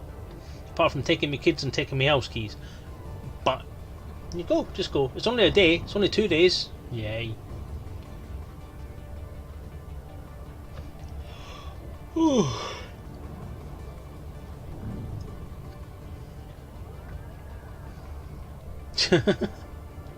Affirmative, Commander. Last year all this have happened on the Saturday and I was there Sunday. Oh! Garzini! Sometimes on Twitch. Yep, quite good. Dr. No says it's fine, it's a very common mistake, and I think it doesn't help. I mean, I think things just came... I don't know what it was, just everything seemed to come together at the same time. I mean, last year at Fantasticon, the guys doing the EDRPG and I met up. We actually met at Fantasticon. And we met up at the same time that we're both trying to get our books put out. He was trying to get his one put out in paperback or hardback form, and I'm trying to get mine put out in ebook form and finalised. And it was just right on the back of each other. So within a week, our books came out, which hasn't helped this whole confusion thing. Because ever since the Spider-Man Games project launched, I have had mails and texts and messages and even voice comms basically asking, is it the same thing you're doing? Is this your book? Are you doing hardcover now? And I've had to fend off so many questions. And I said to Frontier at one point, you know, people are going to get confused. And I did have, all the way through my project, I had this marketing thing where it was Elite Encounters, the Elite RPG, role-playing in the Elite universe was kind of the bylines for it. And that went all the way through, up until the last few months, where suddenly I was told, lose the Elite reference, it's an Elite Dangerous role-playing game. You're not allowed to refer to it as an Elite anything, it's Elite Dangerous, Elite Dangerous, Elite Dangerous. You're not even allowed to use role-playing in the Elite universe. You're not even allowed to use the phrase Elite Universe. Which took away all of the identity for the RPG, and made it even more confusing when you're talking about two different very similar products coming out at the same time. Spider-Man games have got more marketing behind them than I could ever hope to have, because it's just me. And Frontier seem not to want to return my phone calls about trying to get some marketing support from them. So I don't know. And yet EDRPG, the Spider-Man guys, good luck to them, and I have no hard feelings against them at all. My issue I suppose here is with Frontier themselves and what they're doing. Completely leaving me out in the cold, and yet everywhere you turn, EDRPGs all over their front pages and all over their video streams and all over their marketing. So they're getting all the marketing because they're obviously getting money from that project, whereas the terms of the deal that I had, it's a one-off payment thing, which is why I had to do the Kickstarter thing. So it's not ideal, but you know, I'm struggling and trying really hard to get the word for Elite Encounters out there. Hence why I get a little bit snippy sometimes when people get them mixed up. So I apologise for the response, but I stand by my guns and say, no, you will get it right.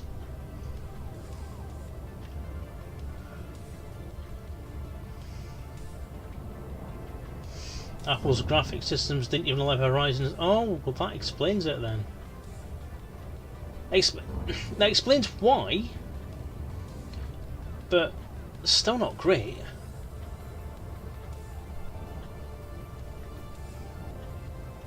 Bognogus Daddy Huggy was meant to be... Sorry, Daddy Huggy is saying that Bognogus is fun to watch Twitch streaming ED. Bognogus was meant to be doing the RPG with us, the Elite Encounters games with us on the Sunday, but he's not, I'm afraid. He was meant to be one of the group, but he couldn't make it, so... Boo!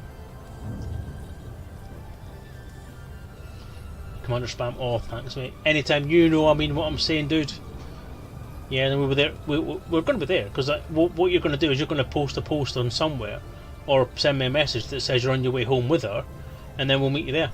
So, Anne says that you might want privacy, or that you might have lots of people like family and stuff around, but I don't care.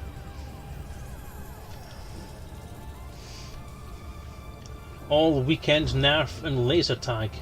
Yeah, I'm right. You should come. He's persuaded away from fuel bills.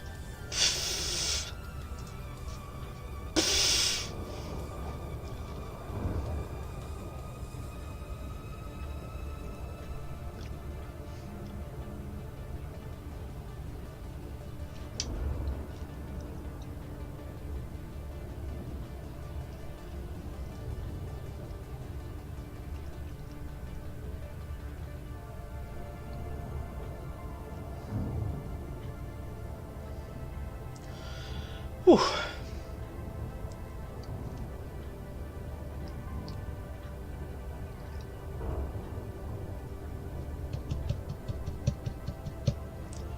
Well, I'll tell you what, Bifford. I'll tell you what, right? I'll buy a ticket for you and your wife through the Kickstarter, and you both come. You both come to the convention.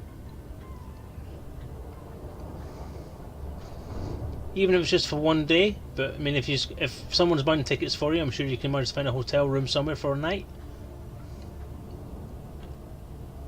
We'll get together. Your wife can meet all of us awesome people. Dan can browbeat her into being a fan.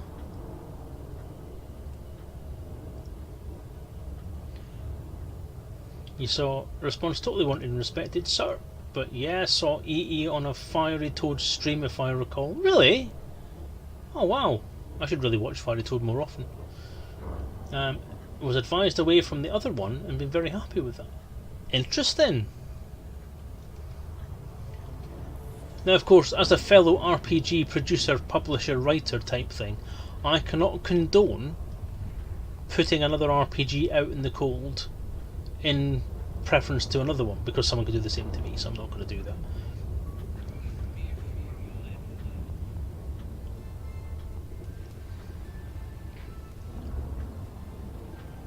But, that said, the thing is, each of them have their own little design foibles,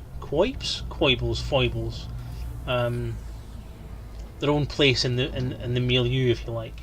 My game is a lore license, so I have the lore in there that I can use. I'm allowed to use that. The ADRPG was produced with a lore-free license, which means they're not allowed to dive into the background and the canon stuff. Whatever goes into their book is not canon. Which was something I kind of asked whether that could happen in kind of a funny way with Elite Encounters as well.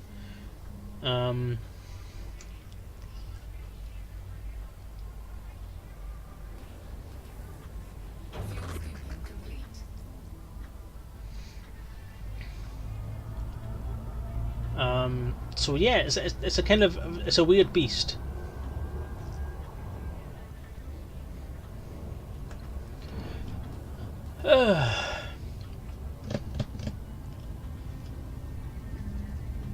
I've said it's one of those things that you have to have a preference for. It's one of those things. Elite Encounters is an old school style RPG.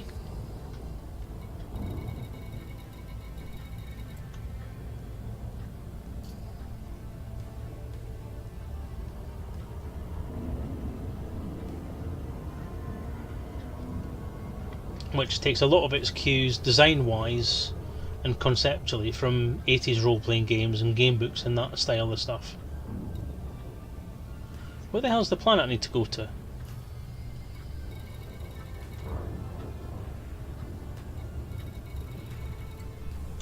There it is.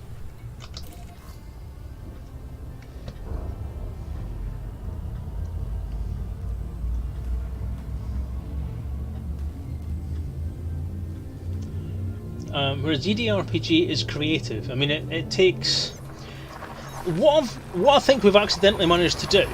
It's back! Yay! Right, you guys in Discord. Apparently, Twitch chat is back.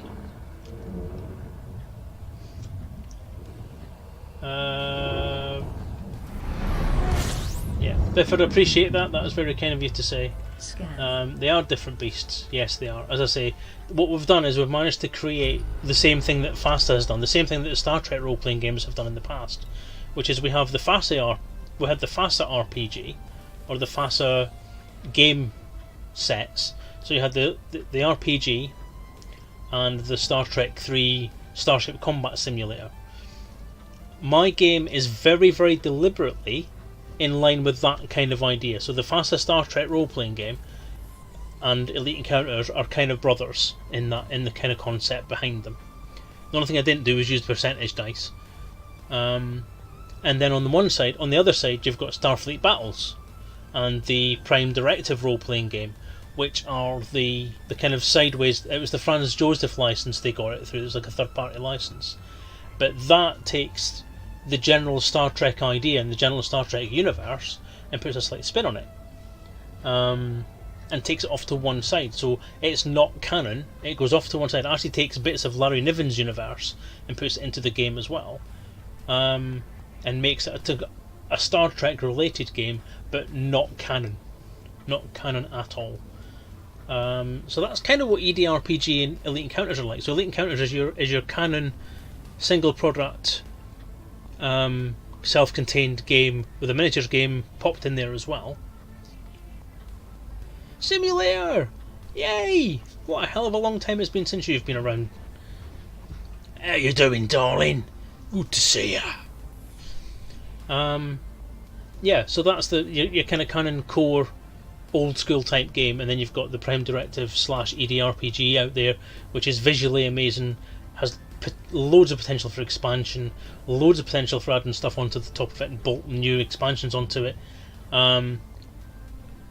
but it's kind of off to one side in terms of how it fits into the universe. So yeah, I think there's room for them to live together. If you like your lore and you like knowing what's going on and you like your canon, then Elite Encounters is for you. If you like to be able to slightly spread your creative wings in terms of content, or see what would happen in a kind of alternate universe type situation, then you've got your EDRPG. So there you go. Okay, Boo indeed, Bog is a really nice lad. So I've heard, never actually spoken to him, believe it or not. But I can believe. I believe. What a spam. Ha ha ha ha. Good stuff, mate. She'll need a couple of weeks with us, otherwise she might attach to you as her daddy, and then we'll have some serious beef. Look. Kids Dark. think I'm Online. great. Kids think I'm Initiating. great. Shut up, Dark. And I'm just so lovable. So amazing. And I'm sorry if that gets in the way of you bonding with your child, but one does what one does. One learns.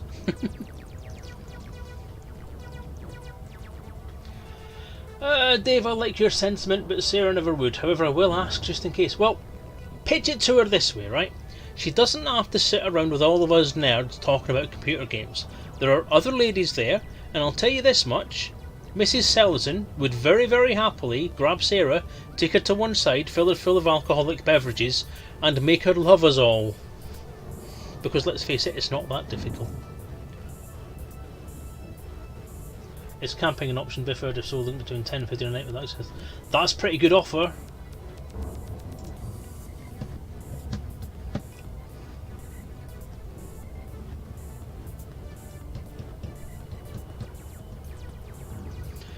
Wife under canvas? Never. If it's where last year's was roughly, then I have a friend up there I can stay with if it's just me. But work distance, etc. Bifford, stop making fucking excuses. Get a hotel, find a friend, phone a friend, get a tent, tell her what's happening, give her all the reasons to come that you can. Awesome people, great environment, brilliant music. The host is a peach, and by that point you'll have a little girl to play with, that everyone can play with. So, what's not to like? And if she doesn't want to come, then come anyway, grab one of the big Nerf guns, go back home, shoot her in the face, knock her out, bring her up, job done. I'll send you my Nerf gun actually if you like. Anyway, canvas.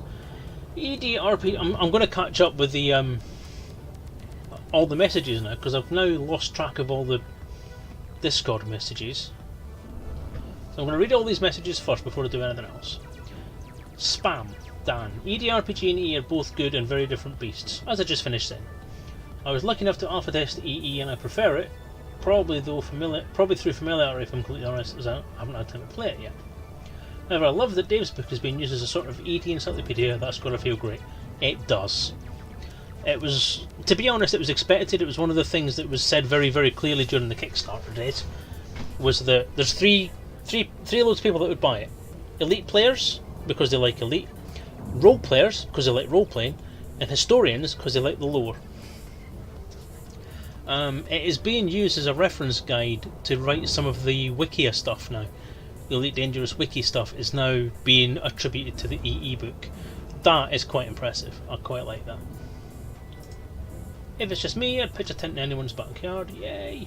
EE is the lore! Look, there's my book! Yay! I haven't had time to play EDRPG.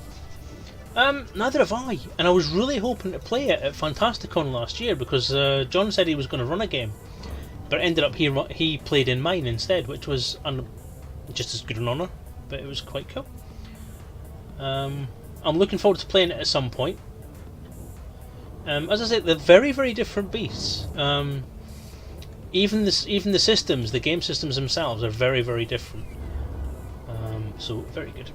So as first the AD&D rulebook, stab anyone that tries to touch him. F5 what? Simulator, 'tis not worky! Oh.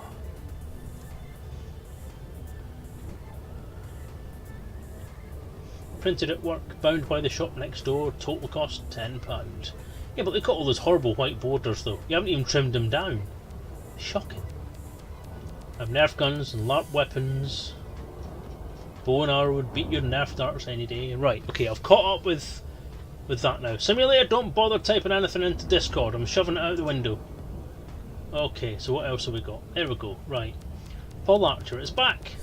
For how long? Boom. Blah, blah, blah, blah. Simulator, hey! How to F5. I blame Dan. Everyone blames on nipples. Simulator is my stalker. Well, that's a claim to fame if ever I saw one. Ooh, some drift on the headset there.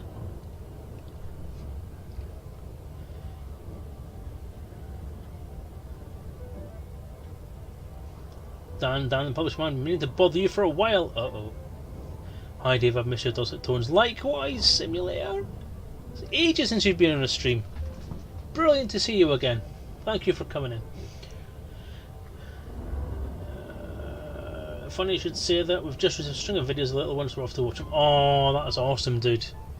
Enjoy. Well, I take it that's you off then. Well, it's getting close to finishing time on the stream anyway, after all that shenanigans. So I'm going to finish this journey back to Colonia, and then we're going to call it a night anyway. So I apologise for all the bits of stuff that's been going off on stream this evening. I'm just going to turn off the what's going on text box.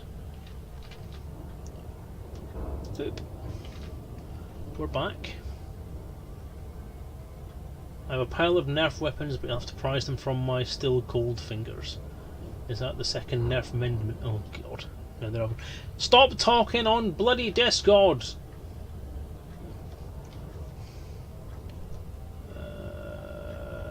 Engage FSD. Engage FSD. Engaging drive.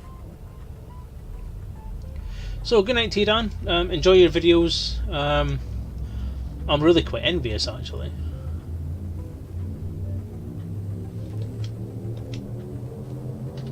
Ready to engage.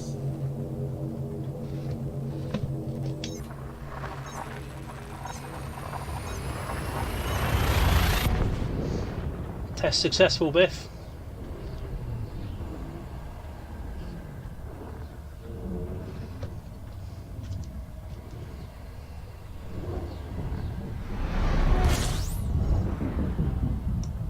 Scanning now.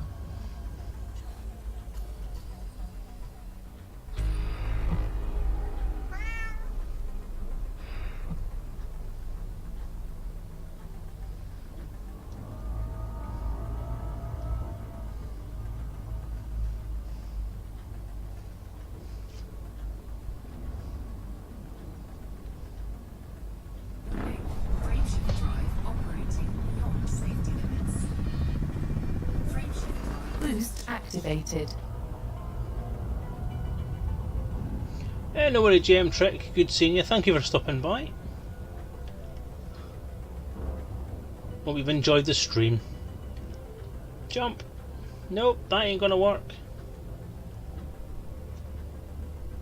Ooh. Bravo! Engage FSD. Engaging drive. I'm glad to hear it, GM Trick. Very much appreciated. Good night, dude. Take care of yourself, Dan. You know where I am. But you and I had a conversation we were supposed to be having about business type stuff as well. Not just Dr. Gnosis. But yeah, we'll get to that at some point. But yeah, have a great night, Dan. Enjoy your videos, and yeah, counting down the days until you get your new lovely daughter. So happy for you, dude. Still. Scanning for information.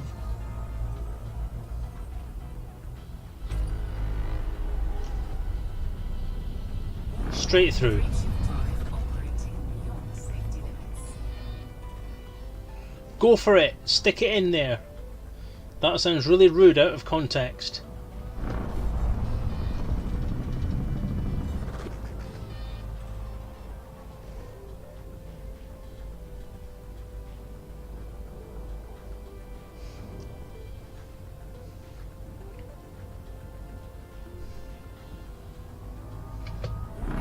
Breaching drive operating beyond Boost activated.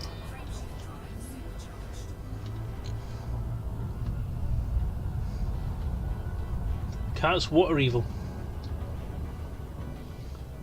Engage FSD. Because that apostrophe shouldn't be there. Mr. I'm an editing god. That apostrophe shouldn't be there.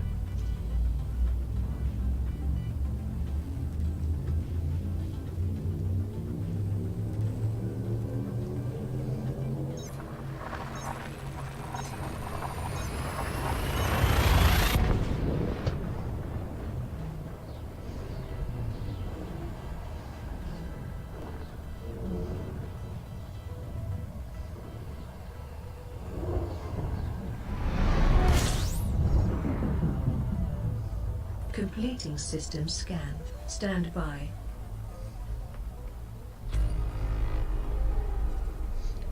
If Dan's going to drop that Thunderclap link in there, dudes, if anybody hasn't already Thunderclap Dan's Kickstarter, then get it done. You evil, twisted, lazy people. Boost activated. That's it, there it is. Get it done. Get that clicked. If you don't click it, I'll be round your house with a baseball bat. Potentially with barbed wire around it. Take care of yourself, Dan. Have a great night. Speak to you very, very soon, sir. Engage FSD. Engaging drive.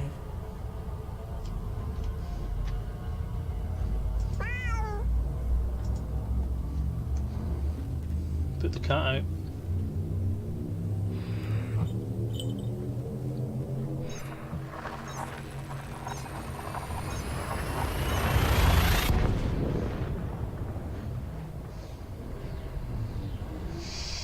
And if you aren't coming, by the way, if you haven't signed up for Fantasticon yet, then get yourself on it. Get yourself in there. Get yourself down for tickets. Fantasticon is amazing. It's just a big bag of fun.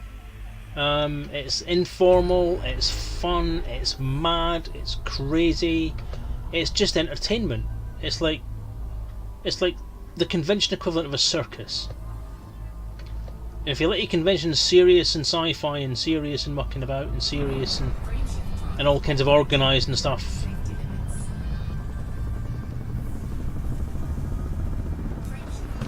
then go to LaveCon. Activated.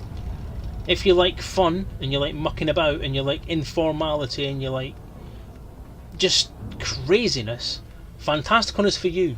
It's fun, you don't have to sit in an office, you don't have to sit in a room all day, you're not bound to a chair. You can get up, you can wander about, you can have a fight. That's what the Nerf thing's all about.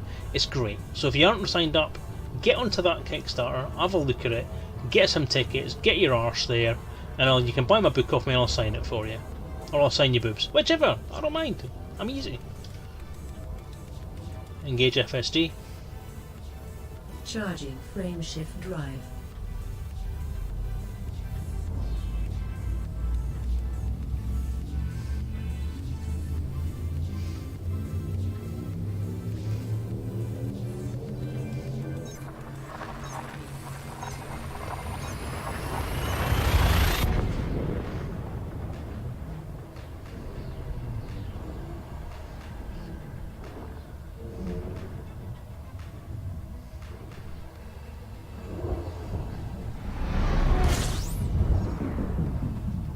Completing system scan. Stand by. Gathering information. Cartography has now been updated. Open system map. Displaying map.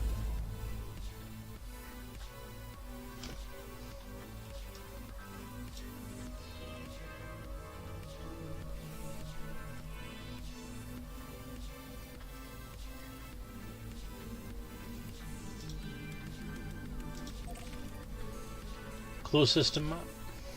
Exiting map. Complete.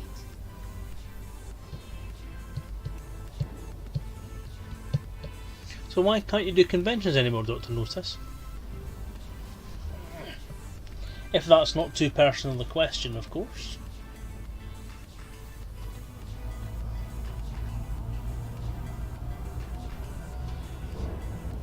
Now this, right, I'm going to reenact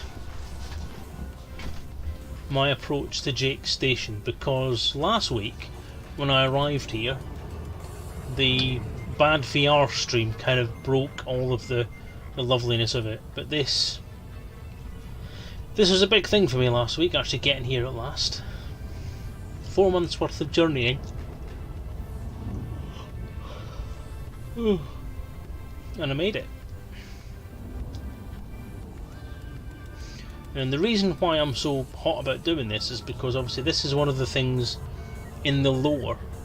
Jake Station was mentioned way back in Frontier Elite 2 in the book Tales of Life on the Frontier, Stories of Life on the Frontier.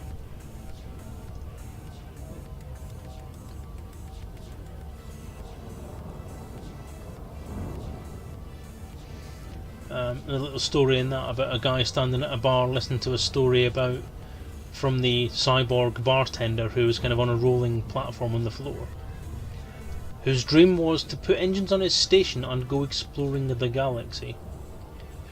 And this is him. He did it. He got the engine strapped to his station. Took him 100 years to do it, and he did exactly what he said he was going to do, but misjumped. And instead of going to Beagle Point at the exact other end of the galaxy from where Earth is, he kind of didn't, and misjumped, went missing, turned up here, and was born Colonia.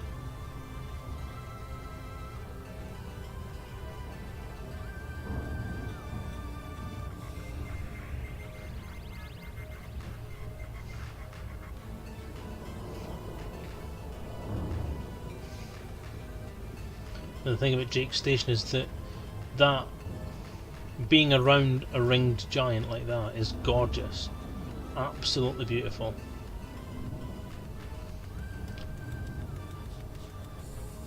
If I remember, that's actually a landable planet as well.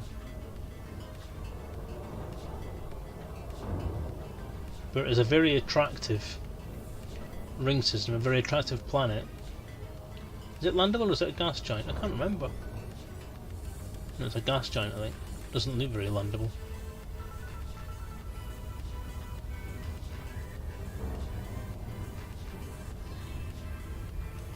Yeah, it's not landable.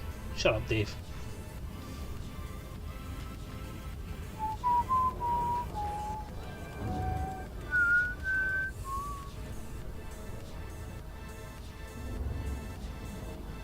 Oh, dude, no.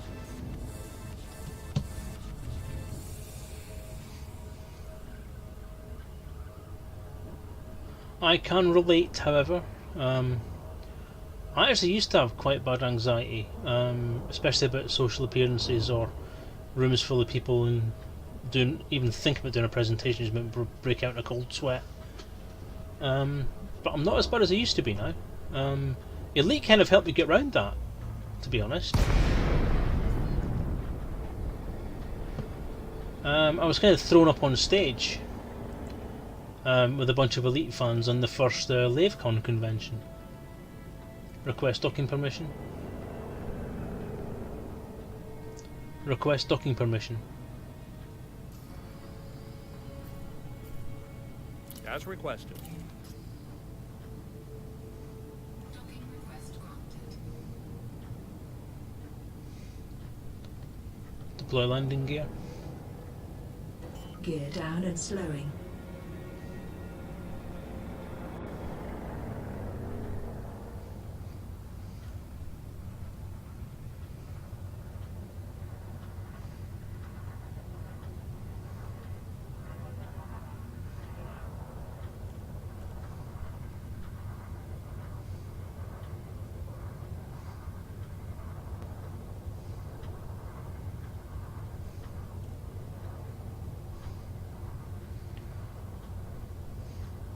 And I do have a fair bit of experience with autism. I have 2 autistic children, both of whom are pretty much grown up now, but still they're having to deal with adult autism now rather than childhood autism. Not fun. Ooh.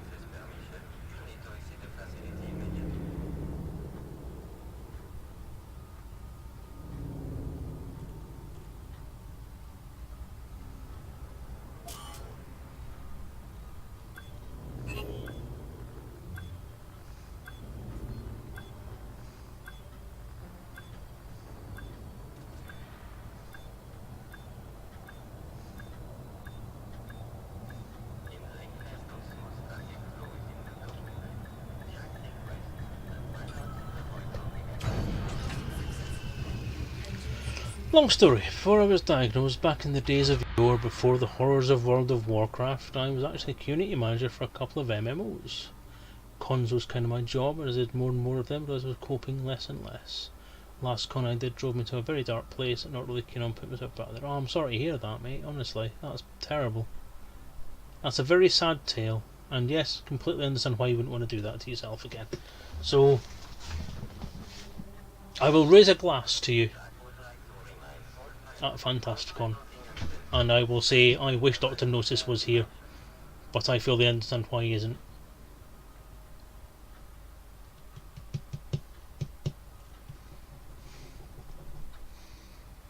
Nah, it's always horrible. I know what autism can do, and I know what OCD can do, I know what sometimes PTSD can do, but autism is one of those things that kind of sneaks up on you a lot, all that kind of stuff, and it's one of the things that does tend to happen quite a lot.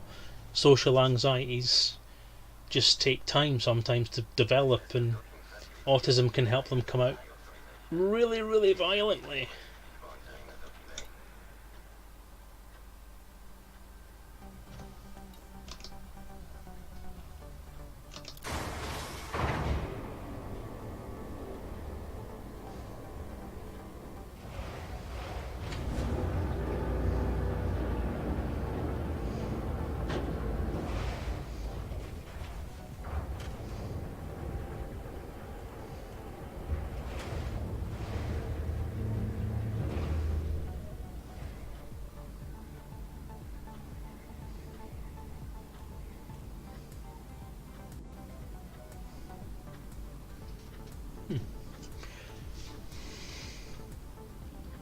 It is. It's pretty bad.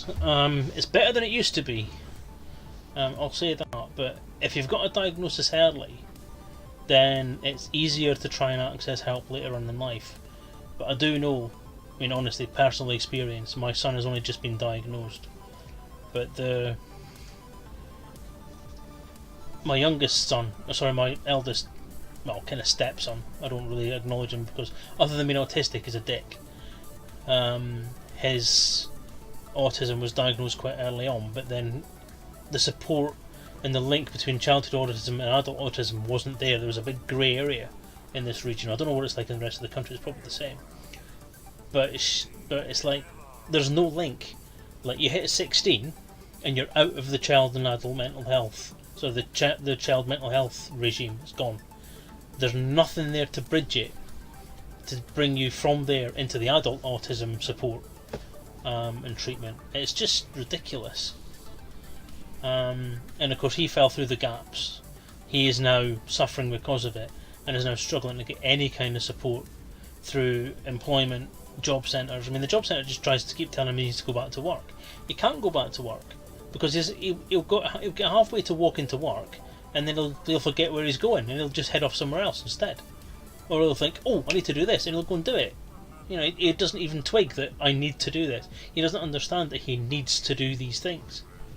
He can't understand the sympathies and empathies of other people. So if someone's saying to him, you didn't come to work, I'm annoyed with you, he'd go, why?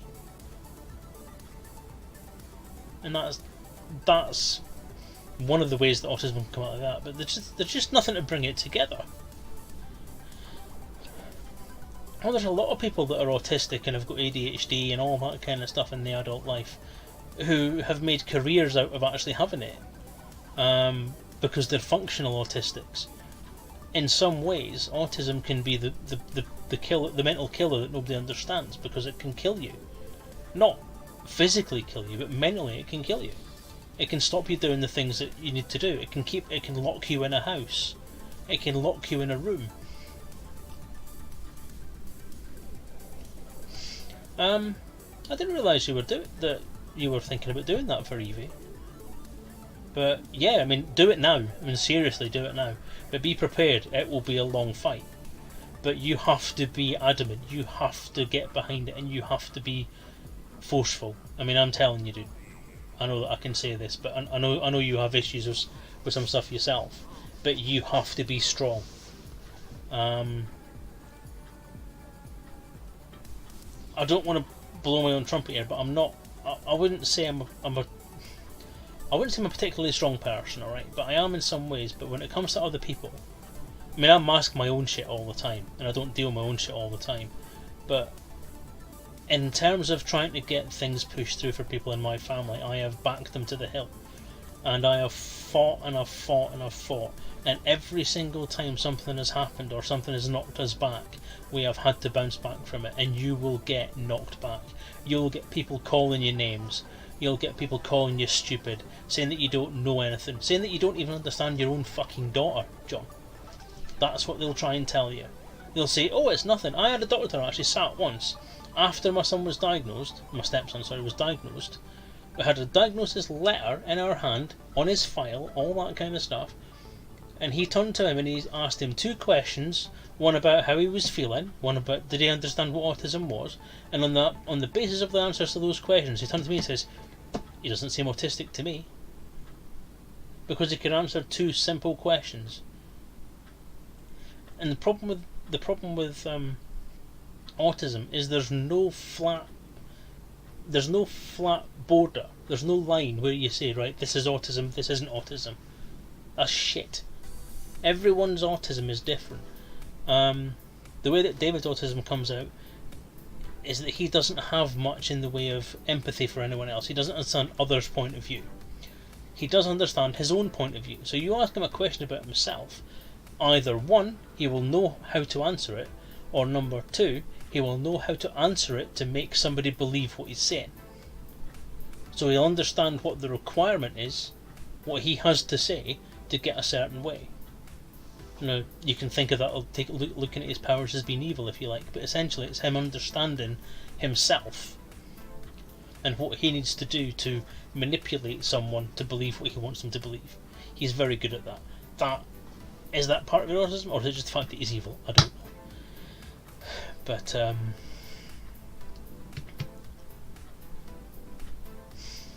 see, I'd agree with that, Daddy Huggy. I mean, I know a few girls that have got autism, and I know a few women who have got autism, but they don't even understand it themselves, and they don't believe it because they've been brought up not to believe it.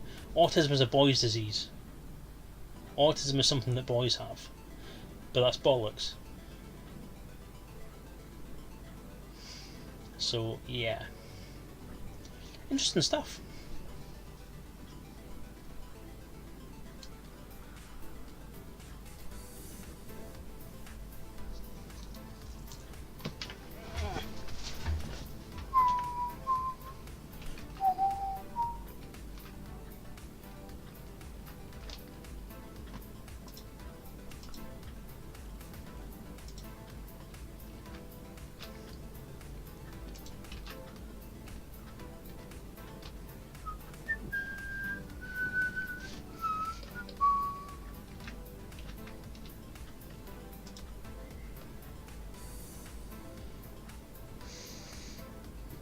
GCHQ likes autistic people because they can think outside the box. Intelligence services in general like autistic people. I've heard that strategic analysts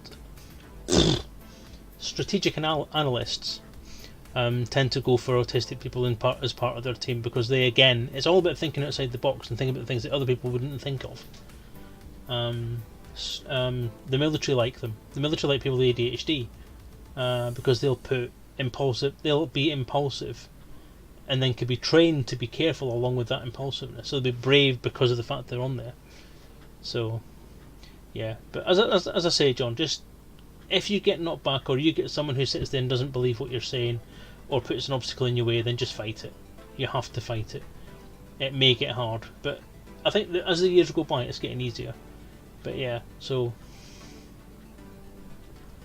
Dr. No says, yeah, I totally agree with that. It's frustrating, it's hard, it's painful, it's upsetting, and it's still a field that's got a long way to go. Autism and the understanding of autism and the acceptance of autism and all that kind of stuff. It's just nearly there, but not quite.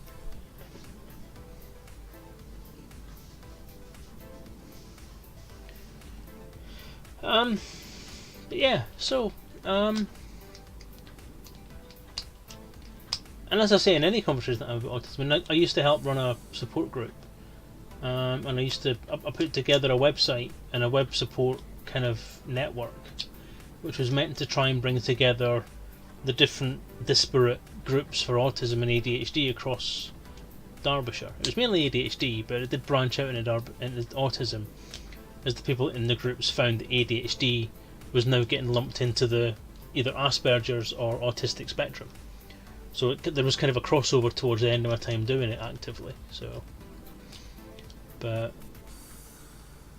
it's one of the things that, because it was so frustrating for a long time trying to get the different fields to come together and do things together, even the GPs and doctors and psychologists in the Derby area and Derbyshire area were struggling to get things to work together. We're struggling to get people to do cross-discipline analysis. So our little project, great though it was, just didn't get the support.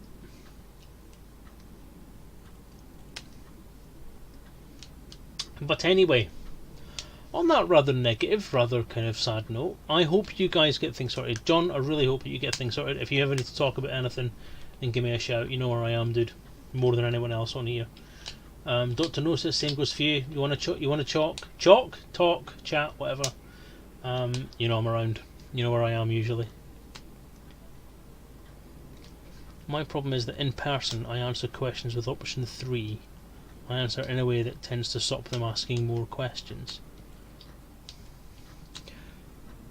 That's, if I'm going to be brave and say this, that's not healthy, because that's a sign that you're locking yourself away. A friend of mine that used to work with, his wife had a very similar problem.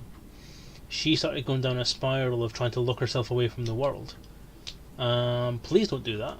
I know it's easy for me to say that, and it's probably quite harsh of me to kind of say it that bluntly, but I can't think of another more intellectual way of putting it. If you're identifying the fact that you're blocking people's access to you, or blocking people's ability to read you or get into your head, then by all means I think you should start looking for counselling, and try and get these things inside your head resolved, so that the autism doesn't lock you away.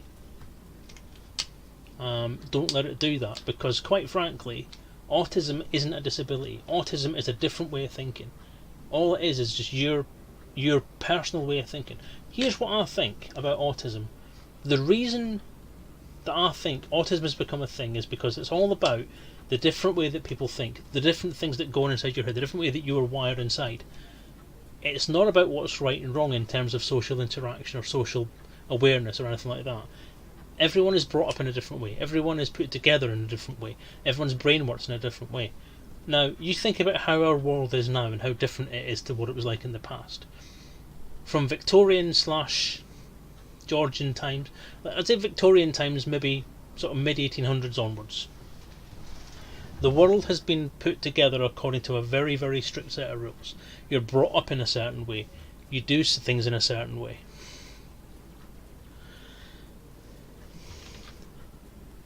Tell you what I'm going to do is I'm going to stop this game.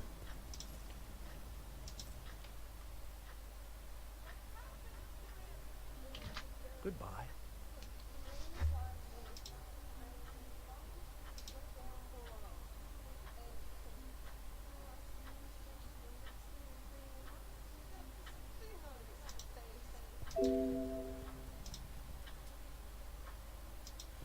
Okay, I'm just going to try and save us some space here.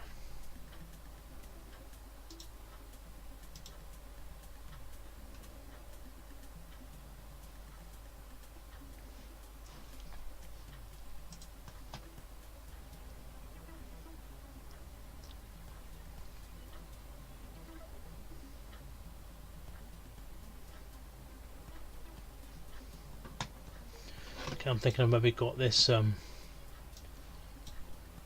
bit rate up too high.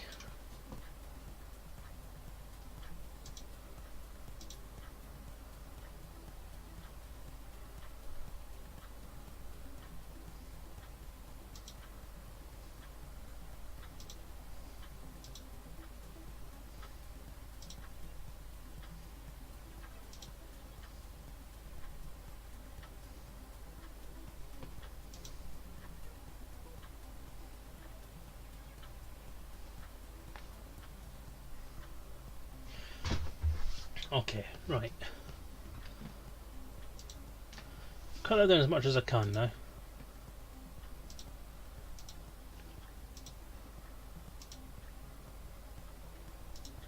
Also drop the CPU usage down a little bit.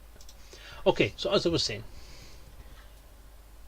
what I was trying to say is that autism itself is a kind of byword for all these different ways that we think mentally. So hopefully the buffering is not a problem now, and I continue.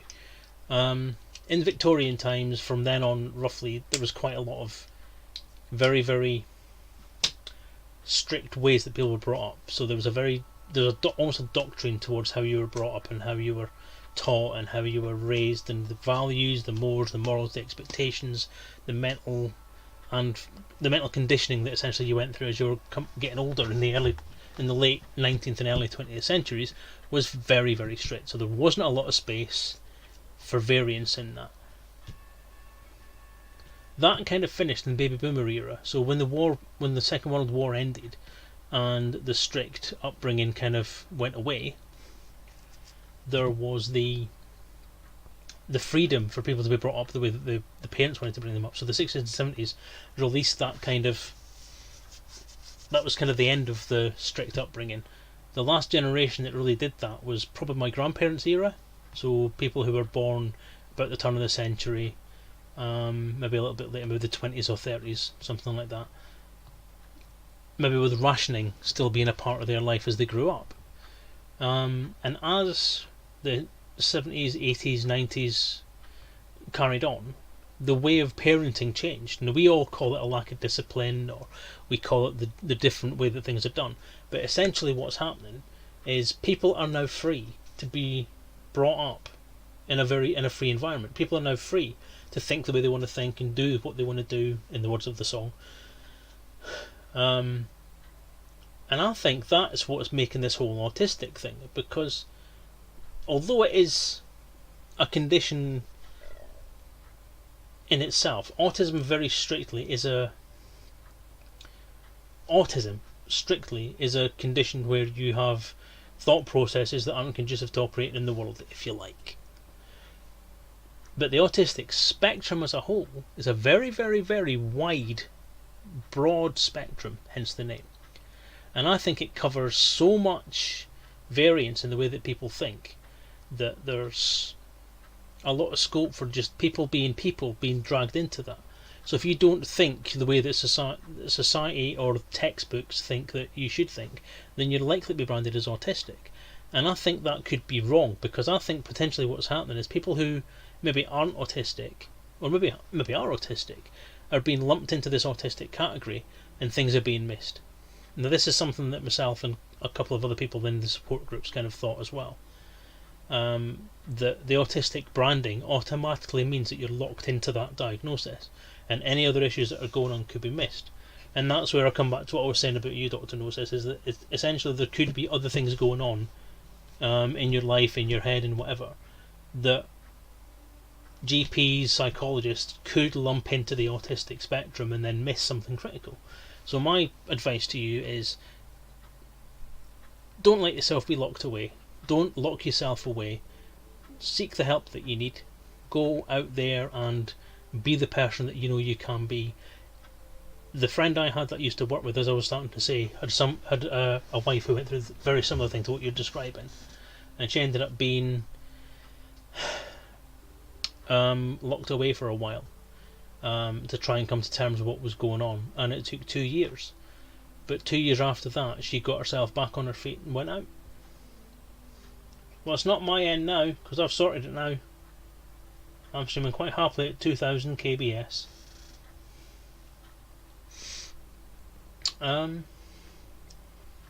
So we get burned a lot more. Yeah, I know. I mean, it's you get burned a lot more, and the way that you get burned also hurts a lot more because of the autism.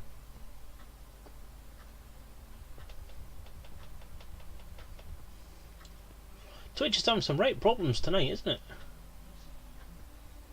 Wow. Okay, anyway, I'm starting to waffle and I'm very tired. I'm worried that I'm going to start being offensive. Autism is one of those subjects where I do have quite a lot of opinions on. And although I am supportive of it, I do have some opinions that kind of say to me that, or kind of make other people think that I'm not supportive. I am fully supportive of autism, and I do deal with it pretty much every day of my life at the moment. Including trying to support my son through his transition from diagnosis to actually dealing with it properly. So yeah, I've been there, done that. If anyone needs to talk about that kind of stuff, then I am very, very happy to talk about it. And if there's anything I can do to help, then I will try my best. I will say though, I'm not a counsellor. I'm not a qualified psychologist. I'm an armchair philosopher who basically sits and talks bollocks at the internet. So don't take anything I say as advice that you should follow gospel. Go to your GP, go to a psychologist, go to a counsellor, get professional help, and fight to get what you deserve as a person, because you're no more or less special than anyone else. The only thing I would say is that there is a philosophy in some cases that autistic people have to listen to everyone say that they need to change to match what the world expects. In some cases though, don't you think it might be that autistic people's way of thinking is actually a lot more sensible? And that maybe the world needs to change to deal with that. I think that, in a way, parts of that are true. That is true that is true part of the time. I do think the world needs to change to understand autism, understand the autistic spectrum, and understand the people who have autism. It needs to change. It needs to be more supportive. And in a general sense, we need to start getting rid of the stigma of mental illness,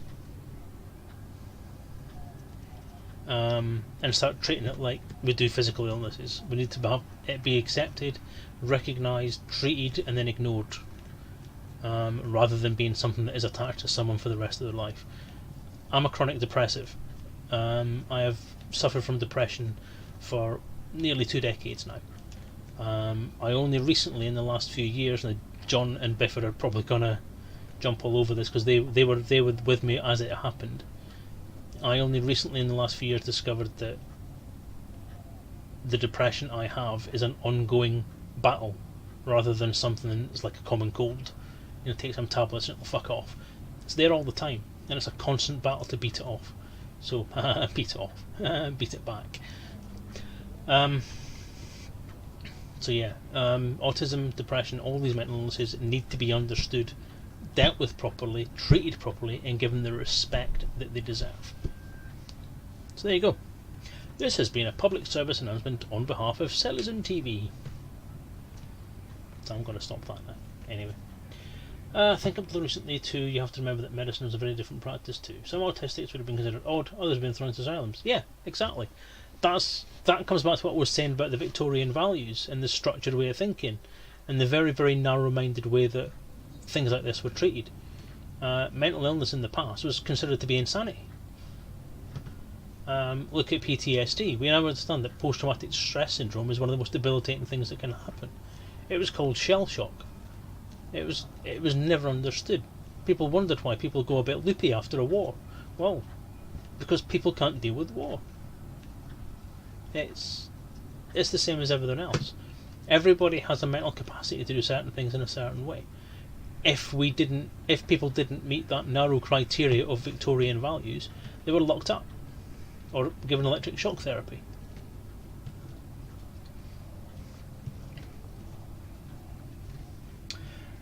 So anyway, I could put there's a whole shelf of books downstairs about autism. I could post. I could go down and take a photo of it and post that. It'd be quicker than posting every bloody title in the chat. But yeah, thanks, Doctor. No, that's very, very nice of you. Very caring. But as I say, I'm good, I think. Yeah. Lived with autism now for what? God, how old's David now? He's 24 now. He was diagnosed when he was 16. I've known him since he was 9, so that's 16 years? Yeah, 16 years. Been dealing with autism. And it's been a struggle. It is a struggle.